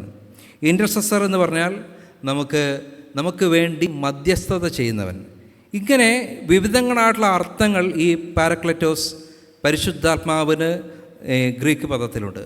അപ്പം അതിനെ സ്പ്ലിറ്റ് ചെയ്ത് നമ്മൾ അതിൻ്റെ അർത്ഥം പഠിക്കുകയാണെങ്കിൽ പാര എന്ന് പറഞ്ഞാൽ ബിസൈഡ്, ക്ലയോ എന്ന് പറഞ്ഞാൽ കലയോ എന്ന് പറഞ്ഞാൽ ടു കോൾ. എന്നാൽ അതിൻ്റെ അർത്ഥം എന്ന് പറയുന്നത് അരികിൽ നിൽക്കാൻ നിയോഗിക്കപ്പെട്ടവൻ, അതാണ് പരിശുദ്ധാത്മാവ്. അതായത് ഒരാളുടെ അരികിൽ എപ്പോഴും നിൽക്കാൻ വേണ്ടി നിയോഗിക്കപ്പെട്ടവനാണ് പരിശുദ്ധാത്മാവ്. പരിശുദ്ധാത്മാവിനെക്കുറിച്ച് നമ്മൾ കൂടുതൽ പഠിക്കുന്ന സമയത്ത് അതൊരു ആളത്വമായിട്ടാണ് ബൈബിൾ പരിശുദ്ധാത്മാവിനെ പറയുന്നത്. പരിശുദ്ധാത്മാവ് നമ്മോട് കൂടെ എപ്പോഴും നിൽക്കുന്നവനാണ്, നമുക്ക് വേണ്ടി വാദിക്കുന്നവനാണ്, നമുക്ക് ആശ്വാസം നൽകുന്നവനാണ്, നമ്മുടെ സഹായിയാണ്, നമുക്കും ദൈവത്തിനിടയിലുള്ള മധ്യസ്ഥനാണ്. പരിശുദ്ധാത്മാവിനെ ദുഃഖിപ്പിക്കരുത്. അപ്പോൾ ഇങ്ങനെയൊക്കെ പറയുന്ന സമയത്ത് പരിശുദ്ധാത്മാവ് ഒരു വ്യക്തിത്വത്തോട് കൂടിയിട്ടുള്ള, നമ്മുടെ സഹായത്തിന് വേണ്ടി എപ്പോഴും നമ്മോട് കൂടെ നിൽക്കുന്ന ഒരു ദൈവത്തിൻ്റെ ആളത്വമായിട്ട് പരിശുദ്ധാത്മാവിനെ വേദപുസ്തകം ചിത്രീകരിച്ചിരിക്കുന്നത് നമുക്ക് കാണുവാനായിട്ട് സാധിക്കും. ഇവിടെ അഡ്വക്കേറ്റ് എന്ന് പറയുന്ന, നമുക്ക് വേണ്ടി വാദിക്കുന്നവൻ എന്ന അർത്ഥത്തിൽ പരിശുദ്ധാത്മാവിനെ നമ്മൾ എടുക്കുന്ന സമയത്ത് നമ്മുടെ ജീവിതത്തിൽ കുറച്ചും കൂടി ആഴത്തിൽ ആ പരിശുദ്ധാത്മാവിൻ്റെ പ്രവർത്തനങ്ങളെ നമ്മളൊന്ന് മനസ്സിലാക്കേണ്ടതായിട്ടുണ്ട്. നമുക്ക് വേണ്ടി നമ്മെ സഹായിക്കുന്നതിന് ഇപ്പോൾ പരിശുദ്ധാത്മാവിനെക്കുറിച്ച് നമ്മൾ മനസ്സിലാക്കേണ്ടത്, കർത്താവായ യേശു ക്രിസ്തു അതുവരെയും ശിഷ്യന്മാരുടെ കൂടെ ഇരുന്നവനായിരുന്നു. ശിഷ്യന്മാരുടെ കൂടെ ഇരുന്ന് അവരോട് സംസാരിച്ച് അവർക്ക് ആശ്വാസത്തെ നൽകി, ധൈര്യത്തെ നൽകി, അവർക്ക് നേതൃത്വത്തെ നൽകി, അങ്ങനെ അവരോട് കൂടെ നടന്നുകൊണ്ട് അവരെ നയിക്കുന്നവരായിരുന്നു യേശു. എന്നാൽ യേശു പറയുകയാണ്, ഞാൻ ഈ ലോകത്തു നിന്നും പോകുവാനായിട്ട് പോവുകയാണ്, പിതാവിൻ്റെ അടുത്തേക്ക് പോകാനായിട്ട് പോവുകയാണ്. അതുകൊണ്ട് ഞാൻ നിങ്ങൾക്ക് ഒരു കാര്യസ്ഥനെ അയച്ചു തരികയാണ്. ആ കാര്യസ്ഥൻ എല്ലായ്പ്പോഴും നിങ്ങളോട് കൂടെ ഇരിക്കും. അതാണ് പരിശുദ്ധാത്മാവ് എന്ന് പറയുന്നത്. അപ്പോൾ ആ കാര്യസ്ഥൻ എന്ന് പറയുന്നത് എപ്പോഴും നിങ്ങളോട് കൂടെ ഇരിക്കുന്നവനാണ്. യേശുവിൻ്റെ ദൃശ്യമായ സാന്നിധ്യത്തിനും അപ്പുറമായിട്ടുള്ള പരിശുദ്ധാത്മാവിൻ്റെ സാന്നിധ്യം എന്ന് പറയുമ്പോൾ നമ്മൾ എവിടെ പോയാലും, ഏത് ഇടത്തിൽ പോയാലും നമ്മോട് കൂടെ ഇരിക്കുന്ന ഒരു വ്യക്തിയായിട്ട് പരിശുദ്ധാത്മാവ് നമ്മോട് കൂടെ, ഓരോരുത്തരോട് കൂടെയും ഉണ്ട് എന്നതാണ് അതിൻ്റെ പ്രത്യേകത എന്ന് പറയുന്നത്. ആ പരിശുദ്ധാത്മാവ് നമ്മോട് കൂടെ. ഇപ്പോൾ ഈ പരിശുദ്ധാത്മാവിനെ കുറിച്ച് ചിന്തിക്കുന്ന ഈ പെന്തക്കോസ്ത് നാൾ നമ്മൾ മനസ്സിലാക്കേണ്ട കാര്യം, ഈ ദൈവത്തിൻ്റെ ആത്മാവ് കർത്താവായ യേശു ക്രിസ്തുവിൻ്റെ സ്വർഗ്ഗാരോഹണത്തിന് ശേഷം നമ്മോട് കൂടെ ഇരിക്കുന്നവനാണ്. ആ പരിശുദ്ധാത്മാവ് നമുക്ക് സഹായകനാണ്. നമ്മുടെ ദുഃഖങ്ങളിൽ, നമ്മുടെ പ്രയാസങ്ങളിൽ നമ്മെ ആശ്വസിപ്പിക്കുന്നവനാണ്. നമ്മുടെ പ്രതിസന്ധി ഘട്ടത്തിൽ കൗൺസിലറാണ്. നമുക്ക് വേണ്ടി ദൈവത്തിൽ നിന്നുള്ള ഉപദേശത്തെ നമുക്ക് നൽകുന്നവനാണ്. ദൈവത്തിന് മുമ്പേ നമുക്ക് വേണ്ടി എപ്പോഴും അപേക്ഷിക്കുന്നവനാണ്. അപ്പോൾ ദൈവത്തിൻ്റെ ഒരു സാന്നിധ്യം തന്നെ നമ്മോട് കൂടെ എപ്പോഴും ഇരിക്കുന്ന, അരികിൽ നിൽക്കാൻ നിയോഗിക്കപ്പെട്ടവൻ എന്ന അർത്ഥത്തിൽ പരിശുദ്ധാത്മാവ് എപ്പോഴും നമ്മോട് കൂടെയുണ്ട് എന്നുള്ളതാണ്. പലപ്പോഴും നമ്മൾ ഈ പരിശുദ്ധാത്മാവിന് വേണ്ടിയുള്ള കാത്തിരിപ്പ് എന്ന് പറയുന്നതാണ് നമ്മൾ കഴിഞ്ഞ ആഴ്ച മുതൽ ഈ ആഴ്ച വരെയുള്ള സമയം അതിനു വേണ്ടി വേർതിരിക്കപ്പെട്ടതായിരുന്നു സഭയുടെ കലണ്ടറിൽ. അപ്പോൾ നമ്മൾ കഴിഞ്ഞ ആഴ്ച നമ്മളതിനെക്കുറിച്ച് ചിന്തിക്കുകയുണ്ടായി, പരിശുദ്ധാത്മാവിന് വേണ്ടി കാത്തിരിക്കുക. ഇപ്പോൾ ശിഷ്യന്മാരും അത്തരത്തിൽ ഈ യേശുവിൻ്റെ സ്വർഗ്ഗാരോഹണത്തിന് ശേഷം അവർ പരിശുദ്ധാത്മാവിൻ്റെ വരവിന് വേണ്ടി കാത്തിരിക്കുകയായിരുന്നു. എന്നാൽ അവിടെ പരിശുദ്ധാത്മാവിൻ്റെ അഭിഷേകം അവർക്ക് ലഭിച്ചു, പരിശുദ്ധാത്മാവിനെ അവർക്ക് ലഭിച്ചിരിക്കുന്നത് എന്നേക്കും അവരോട് കൂടെ ഇരിക്കുന്നതിന് വേണ്ടിയിട്ടാണ് എന്നതാണ്. അതുകൊണ്ട് ഇനിയും നമുക്ക് പരിശുദ്ധാത്മാവിന് വേണ്ടി കാത്തിരിക്കേണ്ട ഒരു കാര്യമില്ല. കാരണം പരിശുദ്ധാത്മാവ് നമുക്ക് നൽകപ്പെട്ടിരിക്കുന്നു എന്നുള്ളതാണ്. അപ്പോൾ ഈ പരിശുദ്ധാത്മാവ് നമ്മോട് കൂടെയുണ്ട് എന്നുള്ള വിശ്വാസത്തോടു കൂടി നമുക്ക് ജീവിക്കാനായിട്ട്, നമ്മുടെ വിശ്വാസ ജീവിതത്തിൽ ജീവിക്കുവാനായിട്ട് സാധിക്കുകയാണ്. പലവിധമായിട്ടുള്ള പ്രതികൂലങ്ങളും പ്രയാസങ്ങളും ഒക്കെ നമ്മുടെ ജീവിതത്തിൽ വരാറുണ്ട്.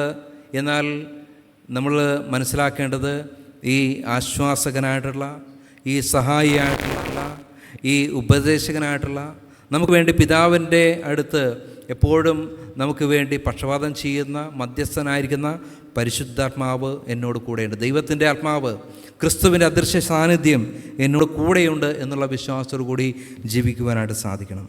അഡ്വക്കേറ്റ് എന്ന് പറയുന്ന വാക്ക് നമ്മളൊന്നും കൂടി എടുത്ത് പഠിക്കേണ്ടതാണ്. അതിനെ നമുക്ക് വേണ്ടി വാദിക്കുന്നവൻ എന്ന അർത്ഥത്തിലാണ്. നമുക്ക് വേണ്ടി എപ്പോഴും പ്രതിരോധിക്കുന്നവൻ, നമുക്ക് വേണ്ടി എപ്പോഴും നിലനിൽക്കുന്നവൻ എന്ന അർത്ഥത്തിലാണ് അഡ്വക്കേറ്റ് എന്ന് പറയുന്നത്. അപ്പോൾ അഡ്വക്കേറ്റിനെ നമ്മളെപ്പോഴാണ് ഉപയോഗിക്കുക? നമുക്ക് സ്വതവേ ഒരു കാര്യത്തെ വാദിച്ച് ജയിക്കുവാനും പറയുവാനും കഴിയാത്ത അവസ്ഥയിലാണ് നമുക്ക് വേണ്ടി വാദിക്കുന്നതിന് വേണ്ടി നമ്മളെന്ത് ചെയ്യുന്നത്, ഒരാളെ ഏൽപ്പിക്കുന്നത്. അപ്പോൾ ഈ അഡ്വക്കേറ്റ് എന്ന് പറയുന്നത് നമുക്ക് വേണ്ടി ശബ്ദിക്കുന്നവൻ എന്ന അർത്ഥത്തിലാണ് അഡ്വക്കേറ്റ് എന്നുള്ള വാക്ക് അല്ലെങ്കിൽ ആ ഒരു തലം നമ്മൾ മനസ്സിലാക്കേണ്ടത്. ഇവിടെ ആർക്കാണ്, പ്രത്യേകിച്ച് പ്രകൃതിയെ സംബന്ധിച്ച് നമ്മൾ പഠിക്കുന്ന സമയത്ത് ഈ പരിശുദ്ധാത്മാവിൻ്റെ സാന്നിധ്യം മനുഷ്യർക്ക് മാത്രമല്ല, എല്ലാ പ്രപഞ്ചത്തിലെ എല്ലാവർക്കും ദൈവം നൽകിയിട്ടുണ്ട്. അപ്പോൾ പരിശുദ്ധാത്മാവ് എന്താണ്, ഈ പ്രകൃതിക്കും കൂടിയുള്ളതാണ്. എങ്ങനെയാണ് പ്രകൃതിക്ക് വേണ്ടി പരിശുദ്ധാത്മാവ് അഡ്വക്കേറ്റായിട്ട് മാറുന്നത് എന്നതാണ് നമ്മൾ മനസ്സിലാക്കേണ്ടത്. നമ്മൾ നിരന്തരമായിട്ട് പ്രകൃതിയെ ചൂഷണം ചെയ്യുകയാണ്.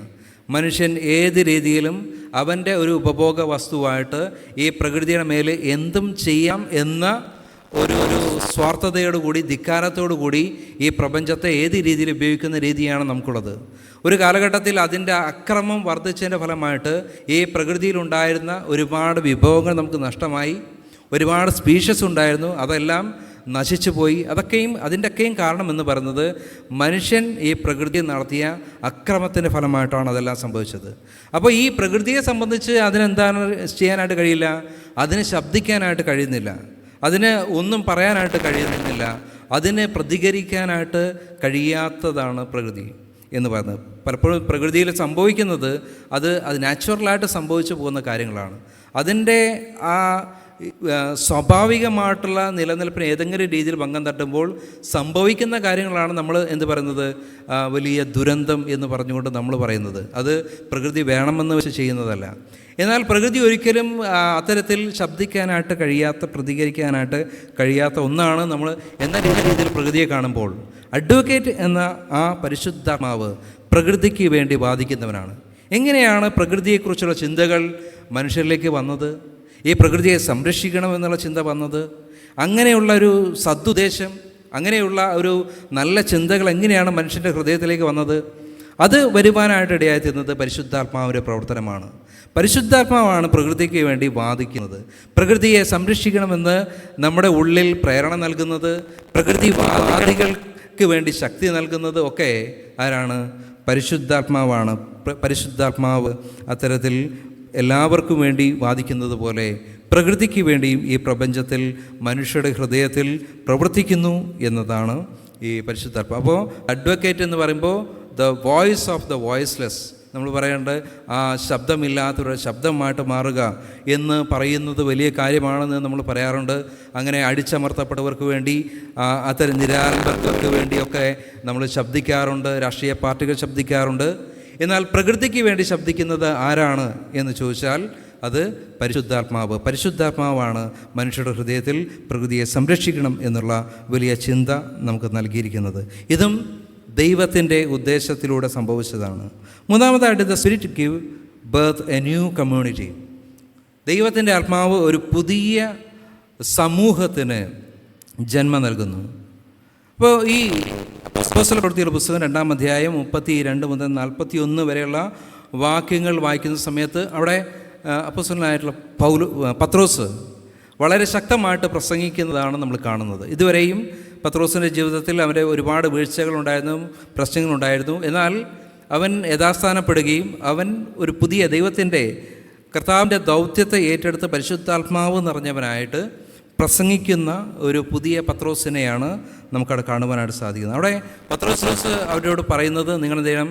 മാനസാന്തരപ്പെടണം, കർത്താവിൻ്റെ വഴിയിലേക്ക് തിരിഞ്ഞു വരണം, പരിശുദ്ധാത്മാവിനെ നിങ്ങൾ പ്രാപിക്കണം എന്ന് പറയുന്ന പത്രോസിൻ്റെ പ്രസംഗം നമുക്ക് അവിടെ കാണുവാനായിട്ട് സാധിക്കും. അപ്പോൾ എങ്ങനെയാണ് പത്രോസ് പ്രസംഗിച്ചത്? പരിശുദ്ധാത്മാവിൻ്റെ ശക്തിയിലാണ് പ്രസംഗിച്ചത്. പെന്തക്കോസ്ത് നാളിൽ അഗ്നിനാവായിട്ട് ദൈവത്തിൻ്റെ ആത്മാവ് സഭയുടെ മേൽ വരികയും അവർ അന്യഭാഷകളിൽ സംസാരിക്കുകയും അവിടെ വന്നിരിക്കുന്ന ഈ പെന്തക്കോസ്ത് പെരുന്നാളിന് വന്നിരിക്കുന്ന മറ്റ് പല സ്ഥലങ്ങളിൽപ്പെട്ട ആളുകൾ, മറ്റ് പല ഭാഷകൾ സംസാരിക്കുന്ന ആളുകൾ, ഈ അപ്പോസ്തലന്മാരും അതുപോലെ തന്നെ ഇവിടെ കൂടിയിരിക്കുന്ന ആളുകളും പറയുന്ന ദൈവത്തിൻ്റെ വചനത്തെ കേൾക്കുകയും അവർ വ്യത്യസ്തരായിട്ടുള്ള ഭാഷകൾ പറയുന്നവർ ഇത് കേട്ട് അവർ തിരിച്ചറിയുകയും അവർക്ക് മനസ്സിലാക്കുകയും അങ്ങനെ അവരെ അത്ഭുതപ്പെടുകയും ചെയ്യുന്ന ഒരു സംഭവമാണ് നമ്മളവിടെ കാണുന്നത്. അതാണ് ഇപ്പോൾ ഈ പെന്തക്കോസ്ത് നാളിൽ സംഭവിച്ചത്. 2-ാം അധ്യായം മുതൽ 1 മുതൽ നമ്മൾ വായിക്കുമ്പോൾ അത് കാണുവാനായിട്ട് സാധിക്കും. അപ്പോൾ എന്താണ് അവിടെ സംഭവിച്ചത്? ഇവിടെ എല്ലാ കമ്മ്യൂണിക്കേഷനും നഷ്ടപ്പെട്ടു പോയ മനുഷ്യർ തമ്മിൽ പരസ്പരമുണ്ടായിരുന്ന എല്ലാ നഷ്ടപ്പെട്ട സംവേദനം, ആശയവിനിമയം അത് പുനഃസ്ഥാപിക്കപ്പെടുന്നതാണ് നമ്മൾ കാണുന്നത്. നമുക്കറിയാം, ഉൽപ്പത്തി പുസ്തകം 11-ാം അധ്യായം 1 മുതൽ വായിക്കുന്ന സമയത്ത് മനുഷ്യൻ്റെ അത്യാഗ്രഹം കൊണ്ട് ദൈവത്തെക്കാൾ വലിയവനാകണം എന്നുള്ള വലിയ അഹങ്കാരത്തിലൂടെ മനുഷ്യർ വലിയൊരു ഗോപുരം ഉണ്ടാക്കുകയാണ്. അങ്ങനെ അവർ ആ ഗോപുരം ഉണ്ടാക്കിയിട്ട് സ്വർഗത്തോളം വരുന്ന ഗോപുരം ഉണ്ടാക്കും എന്ന് പറഞ്ഞ് അഹങ്കരിക്കുന്ന മനുഷ്യരുടെ ഇടയിലേക്ക് ദൈവം കടന്നു വരികയും അവരുടെ ഭാഷ കലക്കുകയും അവരുടെ അഹങ്കാരത്തിൻ്റെ ഫലമായിട്ട് ഭാഷ കലക്കുകയും അവരെ ചിതറിച്ച് കളയുകയും ചെയ്യുന്നത് കാണുവാനായിട്ട് സാധിക്കും. അങ്ങനെയാണ് മനുഷ്യൻ ചിതറിപ്പോയത് എന്ന് വേദപുസ്തകം പഠിപ്പിക്കുന്നു. ഇവിടെ സംഭവിക്കുന്നത് എന്താണ്? ഈ മനുഷ്യന് നഷ്ടമായ ഈ ആശയവിനിമയ അല്ലെങ്കിൽ ആശയ സംവേദനം വീണ്ടും ഇവിടെ പുനഃസ്ഥാപിക്കപ്പെടുന്നു. അവർ എല്ലാ കാര്യങ്ങളും പരസ്പരം മനസ്സിലാക്കുന്നു, ആശയവിനിമയം അവിടെ സാധ്യമായിട്ട് തീരുന്നു. അതാണ് നമ്മൾ ഇവിടെ ഈ പെന്തക്കോസ്ത് നാളിൽ കാണുന്നത്. അപ്പോൾ പെന്തക്കോസ്ത് നാളിൽ ഒരു പുതിയ സമൂഹം പരസ്പരം ആശയവിനിമയം ഉൾക്കൊള്ളുന്ന, പരസ്പരം പരിശുദ്ധാത്മാവിൽ നിറഞ്ഞ് സംസാരിക്കുന്ന, പരിശുദ്ധാത്മാവിൻ്റെ ശക്തിയിൽ പ്രവർത്തിക്കുന്ന ഒരു പുതിയ സമൂഹമായിട്ട് ഈ പെന്തക്കോസ്ത് നാളിൽ ഒരു പുതിയ സമൂഹം രൂപാന്തരപ്പെടുകയാണ് ചെയ്യുന്നത്. അവിടെ ദൈവം എന്തിനു വേണ്ടിയിട്ടാണ് ഈ പുതിയ സമൂഹത്തെ ഈ ലോകത്തിൽ ആക്കി വച്ചിരിക്കുന്നത് എന്ന് പത്രോസ് പറയുന്നുണ്ട്. എല്ലാവരും ദൈവത്തിൻ്റെ ആത്മാവിൽ ആശ്രയിച്ചുകൊണ്ട് ദൈവത്തിൻ്റെ ആത്മാവിൽ പ്രവർത്തിക്കുന്നതിന് വേണ്ടിയിട്ടാണ് ഈ ഒരു പുതിയ സമൂഹത്തെ ഈ ലോകത്തിലാക്കി വച്ചിരിക്കുന്നത്. അതുകൊണ്ട് യേശു കർത്താവ് യോഹന്നാൻ സുവിശേഷം അതിൻ്റെ 14-ാം അധ്യായം വായിക്കുന്ന സമയത്ത് അവിടെ പറയുന്നുണ്ട്. എന്താണ് യേശു പറയുന്നു? ഞാൻ എൻ്റെ കരസ്ഥനെ നിങ്ങൾക്ക് അയക്കും എന്ന് പറഞ്ഞുകൊണ്ട്, ഞാനും പിതാവും ഒന്നായിരിക്കുന്നത് പോലെ നിങ്ങളും എന്നിൽ ഒന്നാകും എന്ന് കർത്താവ് പറയുന്നുണ്ട്. അതുകൊണ്ട് നിങ്ങൾ എന്നെ സ്നേഹിക്കുന്നുവെങ്കിൽ എന്തു ചെയ്യും? നിങ്ങൾ എൻ്റെ കൽപ്പനകളെ പ്രമാണിക്കും എന്ന് കർത്താവ് അവിടെ പറയുകയാണ് ചെയ്യുന്നത്. അപ്പോൾ കർത്താവിൽ ഒന്നായി തീരുന്ന അവസ്ഥയാണ് യഥാർത്ഥത്തിൽ പരിശുദ്ധാത്മാവ് നിറയുക എന്ന് പറയുന്നത്. ദൈവത്തിൻ്റെ ആത്മാവാണ്, കർത്താവിൻ്റെ അദൃശ്യ സാന്നിധ്യമാണ് പരിശുദ്ധാത്മാവ് എന്ന് പറയുമ്പോൾ കർത്താവിൽ നമ്മൾ ഒന്നായി തീരുന്ന, പിതാവും പുത്രനും പിതാവും യേശുവും ഒന്നായിരിക്കുന്നത് പോലെ നാമും യേശുവും ഒന്നായി തീരുന്ന, ഒരേ മനസ്സോടുകൂടി ഒരേ ആത്മാവിൽ പ്രവർത്തിക്കുന്ന ഒരു അനുഭവത്തിലേക്ക്, ഒരു പുതിയ അനുഭവത്തിലേക്ക് എല്ലാ രീതിയിലും നമ്മൾ രൂപാന്തരപ്പെടുന്ന, മനസ്സും ചിന്തയും പ്രവർത്തനവും ഒക്കെ ദൈവത്തിൽ ആയിത്തീരുന്ന ഒരു അനുഭവത്തിലേക്ക് മാറും എന്നതാണ് ഈ ഒരു വാക്യത്തിൽ നമ്മൾ മനസ്സിലാക്കേണ്ടത്. അതിനൊരു റോമർക്ക് എഴുതിയ ലേഖനം 8-ാം അധ്യായം 22-ാം വാക്യത്തിൽ ഇത് സൃഷ്ടിയുമായിട്ടുള്ള ബന്ധത്തിൽ പൗലോസ് പറയുമ്പോൾ പൗലോസ് അവിടെ പറയുന്നത്, സൃഷ്ടി ദൈവപുത്രന്മാരുടെ വെളിപ്പാടിനെ ആകാംക്ഷയോടെ കാത്തിരിക്കുന്നു. അപ്പോൾ ഈ പ്രപഞ്ചവും എന്ത് ചെയ്യാണ്? പ്രപഞ്ചം ഒരു കാത്തിരിപ്പിലാണ്. എന്തിനു വേണ്ടി? ഈ ഒരു പുതിയ സമൂഹത്തിൻ്റെ ദൈവത്തിൽ ഒന്നായി തീർന്ന, പരിശുദ്ധാത്മാവിൽ ഒന്നായി തീർന്നുകൊണ്ട് ദൈവത്തിൻ്റെ ആജ്ഞ അനുസരിച്ചുകൊണ്ട് പ്രവർത്തിക്കുന്ന ഒരു പുതിയ സമൂഹത്തിൻ്റെ വരവിന് വേണ്ടി കാത്തിരിക്കുകയാണ് ആര്? ഈ സൃഷ്ടിയും അതിനു വേണ്ടി കാത്തിരിക്കുന്നു എന്ന് പൗലോസ് നമ്മെ പഠിപ്പിക്കുന്നു. അതുകൊണ്ട് നമുക്ക് ലഭിച്ചിരിക്കുന്ന നിയോഗം പഴയ നിയമത്തിൽ പറഞ്ഞതുപോലെ ദൈവം ഈ ലോകത്തെക്കുറിച്ച് നോക്കുന്ന സമയത്ത് ഇസ്രായേൽ ജനത്തിൻ്റെ പാപം കൊണ്ട് ഈ ലോകം മുഴുവൻ അല്ലെങ്കിൽ എല്ലാം എന്ത് ചെയ്തിരിക്കുന്നു? തിന്മയായിട്ട് തീർന്നിരിക്കുന്നു. എല്ലാം ദേശം മുഴുവൻ നശിച്ചിരിക്കുന്നു. എന്നാൽ അവിടെ യെശയ്യാ പ്രവാചകനിലൂടെ ദൈവം പറയുകയാണ്, ഞാൻ എല്ലാറ്റിനെയും വീണ്ടെടുക്കും, എൻ്റെ നാമത്തിൻ്റെ മഹത്വത്തിന് വേണ്ടി ഞാൻ എന്ത് ചെയ്യും? എല്ലാറ്റിനെയും വീണ്ടെടുക്കുവാനായിട്ട് പോവുകയാണ്. അതിനു വേണ്ടിയിട്ടാണ് കർത്താവായ യേശു ക്രിസ്തു ലോകത്തിലേക്ക് വന്നത്. അതിനു വേണ്ടിയിട്ടാണ്, ആ പ്രവർത്തനത്തിന് വേണ്ടി നമ്മെ സജ്ജരാക്കുന്നതിന് വേണ്ടിയിട്ടാണ് ദൈവത്തിൻ്റെ ആത്മാവിനെ, പരിശുദ്ധാത്മാവിനെ നമുക്ക് നൽകിയിരിക്കുന്നത്. അതുകൊണ്ട് പരിശുദ്ധാത്മാവ് ഒരേ സമയത്ത് നമ്മുടെ ജീവിതത്തിൽ, നമ്മുടെ പ്രതിസന്ധികളിൽ നമ്മോട് കൂടെ ഇരിക്കുന്നവനാണ്, നമ്മുടെ സഹായകനാണ്, നമ്മുടെ ആശ്വാസകനാണ്, നമുക്ക് വേണ്ടി വാദിക്കുന്നവനാണ്, നമുക്ക് ഉപദേശം നൽകുന്നവരാണ്, അതുപോലെ ദൈവത്തിന് മുമ്പിൽ നമുക്ക് വേണ്ടി മധ്യസ്ഥത ചെയ്യുന്നവനാണ്. അതോടുകൂടെ തന്നെ ഈ പരിശുദ്ധാത്മാവിൽ ആശ്രയിച്ചുകൊണ്ട് ദൈവിക ദൗത്യത്തിന് വേണ്ടി നമ്മെ ബലപ്പെടുത്തുന്നതിനുമാണ് പരിശുദ്ധാത്മാവ്.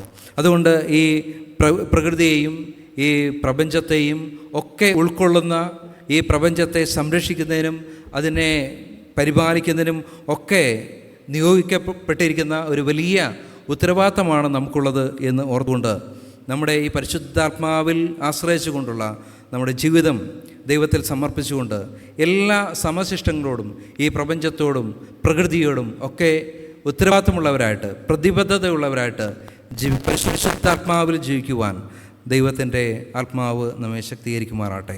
നമുക്ക് പ്രാർത്ഥിക്കാം. കരുണയും സ്നേഹവും നിറഞ്ഞ ഞങ്ങളുടെ സ്വർഗീയ പിതാവേ, കർത്താവെ, നല്ല നിമിഷങ്ങളെ ഓർത്ത് നന്ദി കരേറ്റുന്നു. അങ്ങയുടെ ആത്മാവിനെ കർത്താവെ അങ്ങ് ഞങ്ങൾക്ക് നൽകിയിരിക്കുന്നു. കർത്താവെ, ആ ആത്മാവ് ഞങ്ങളോട് കൂടെ ഇന്നേക്കും ഞങ്ങളോട് കൂടെ ഇരിക്കുന്ന കാര്യസ്ഥനാകുന്നു. അവൻ കർത്താവെ ഞങ്ങൾക്ക് സഹായകനാണ്, ഞങ്ങൾക്ക് ഉപദേശകനാണ്, ഞങ്ങളെ ആശ്വസിപ്പിക്കുന്നവനാണ്, ഞങ്ങൾക്ക് വേണ്ടി മധ്യസ്ഥത ചെയ്യുന്നവനാണ്, ഞങ്ങൾക്ക് വേണ്ടി വാദിക്കുന്നവനാണ് എന്നൊക്കെയും അങ്ങ് ഞങ്ങളെ ഓർപ്പിച്ചതിനായിട്ട് നന്ദി കരേറ്റുന്നു. ആ ആത്മാവ് ഞങ്ങളോട് കൂടെയുണ്ട് എന്നുള്ള വലിയ വിശ്വാസത്തോടു കൂടി, പ്രത്യാശയോടു കൂടി ജീവിക്കാൻ ഞങ്ങളെ അവിടുന്ന് സഹായിക്കണമേ. അതോടുകൂടി കർത്താവെ, ഈ പ്രപഞ്ചത്തെ മുഴുവനും വീണ്ടെടുക്കുവാനായിട്ടുള്ള ആ ദൈവിക ദൗത്യത്തിൽ പരിശുദ്ധാത്മാവിൽ ആശ്രയിച്ചുകൊണ്ട് കർത്താവെ സകല സൃഷ്ടികളെയും സ്നേഹിക്കുവാനും കരുതുവാനും, ഈ പ്രപഞ്ചം ദൈവത്തിൻ്റെ മഹത്വത്തെ വെളിപ്പെടുത്തുന്നു, ദൈവത്തിൻ്റെ കൈവേലയെ പ്രസിദ്ധമാക്കുന്നു എന്ന് ഞങ്ങൾ മനസ്സിലാക്കുന്നു. കർത്താവെ, അതിനെപ്പോഴും സംരക്ഷിക്കേണ്ടത് ഞങ്ങളുടെ ഉത്തരവാദിത്തമാണ് എന്നുള്ള ബോധ്യത്തോടു കൂടി ജീവിപ്പാൻ ഞങ്ങളെ അവിടുന്ന് സഹായിക്കണമേ. പ്രാർത്ഥന കേൾക്കാനായ സ്തോത്രം. യേശു ക്രിസ്തുവിൻ്റെ ധന്യമുള്ള നാമത്തിൽ തന്നെ, ആമേൻ.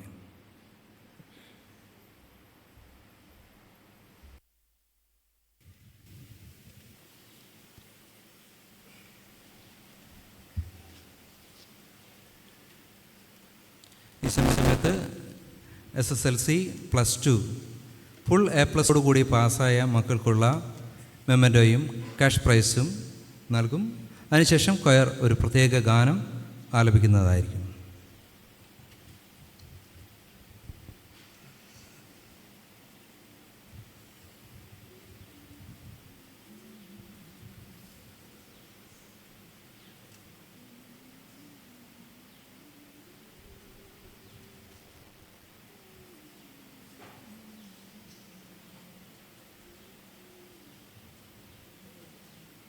ഈ വർഷത്തെ +2 പരീക്ഷയിൽ ഫുൾ A+ കൂടി പാസ്സായിരിക്കുന്ന അയന അരുൺ മുന്നോട്ട് കടന്നു വന്ന് മെമ്മൻറ്റോയും ക്യാഷ് പ്രൈസും സ്വീകരിക്കണമെന്നാണ്.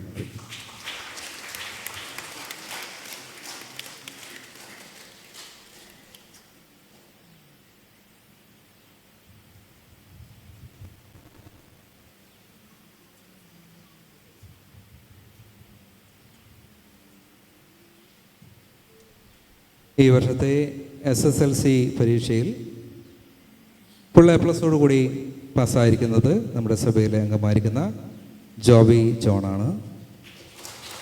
ഈ മെമ്മൻറ്റോ സ്വീകരിക്കുന്നതിന് വേണ്ടി ബഹുമാനെ ക്ഷണിക്കുന്നു.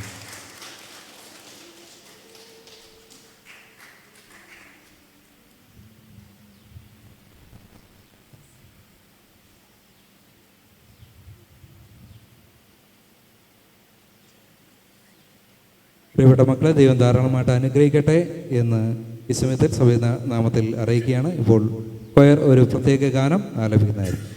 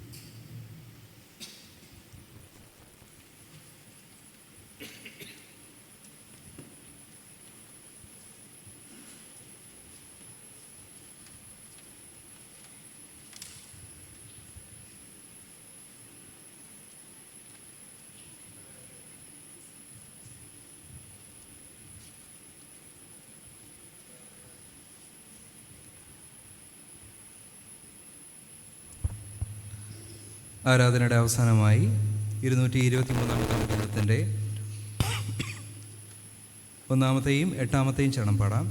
223 ഗീതത്തിൻ്റെ 1-ാമത്തെയും 8-ാമത്തെയും ചരണം. കൃപ എല്ലാവരോടും ഉണ്ടായിരിക്കുക.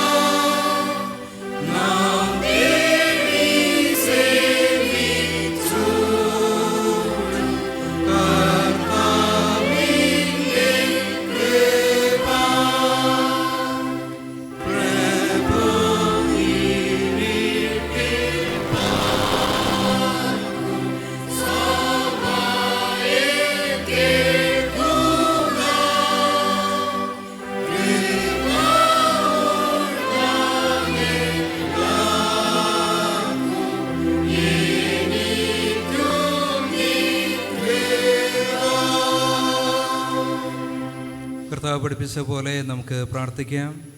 സ്വർഗ്ഗസ്ഥനായ ഞങ്ങളുടെ പിതാവേ, നിന്റെ നാമം വിശദീകരിക്കപ്പെടണമേ, നിന്റെ രാജ്യം വരണമേ, നിന്റെ സ്വർഗ്ഗത്തിലെ പോലെ ഭൂമിയിലും ആകണമേ. ഞങ്ങൾക്ക് ആവശ്യമുള്ള ആഹാരത്തെ തരണമേ. ഞങ്ങളുടെ ആൾക്കാരോട് ഞങ്ങൾ ക്ഷമിച്ചിരുന്നത് പോലെ ഞങ്ങളെ പരീക്ഷയിൽ കർത്താവേ ഞങ്ങൾ വിടുവിക്കണമേ. രാജ്യവും ശക്തിയും മഹത്വവും എന്നേക്കും നിനക്കുള്ളതല്ലോ. ആമേൻ. ഒടുവിലായ വിശ്വാസത്തോടെ കർത്താവിൻ്റെ ആശീർവാദം കൈക്കൊള്ളുവിൻ. സമാധാനത്തിൻ്റെ ദൈവം തന്നെ നിങ്ങളെ മുഴുവനും ശുദ്ധീകരിക്കുമാറാകട്ടെ. നിങ്ങളുടെ ആത്മാവും പ്രാണനും ദേഹാശേഷം നമ്മുടെ കർത്താവായ യേശുക്രിസ്തുവിൻ്റെ പ്രത്യക്ഷതയിൽ അനന്യമായി വെളിപ്പെടും വണ്ണം കാക്കപ്പെടുമാറാകട്ടെ.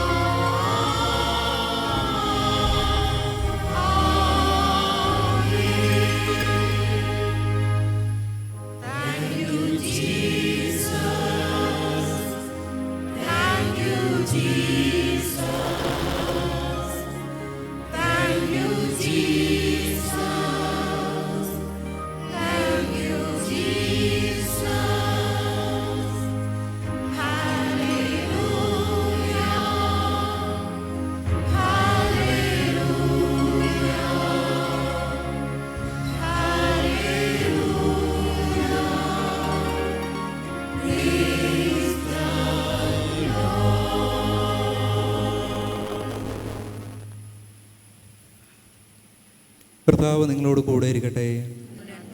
നാം സമാധാനത്തോടെ പോവുക. കർത്താവിൻ്റെ നാമത്തിൽ തന്നെ. ആമേൻ.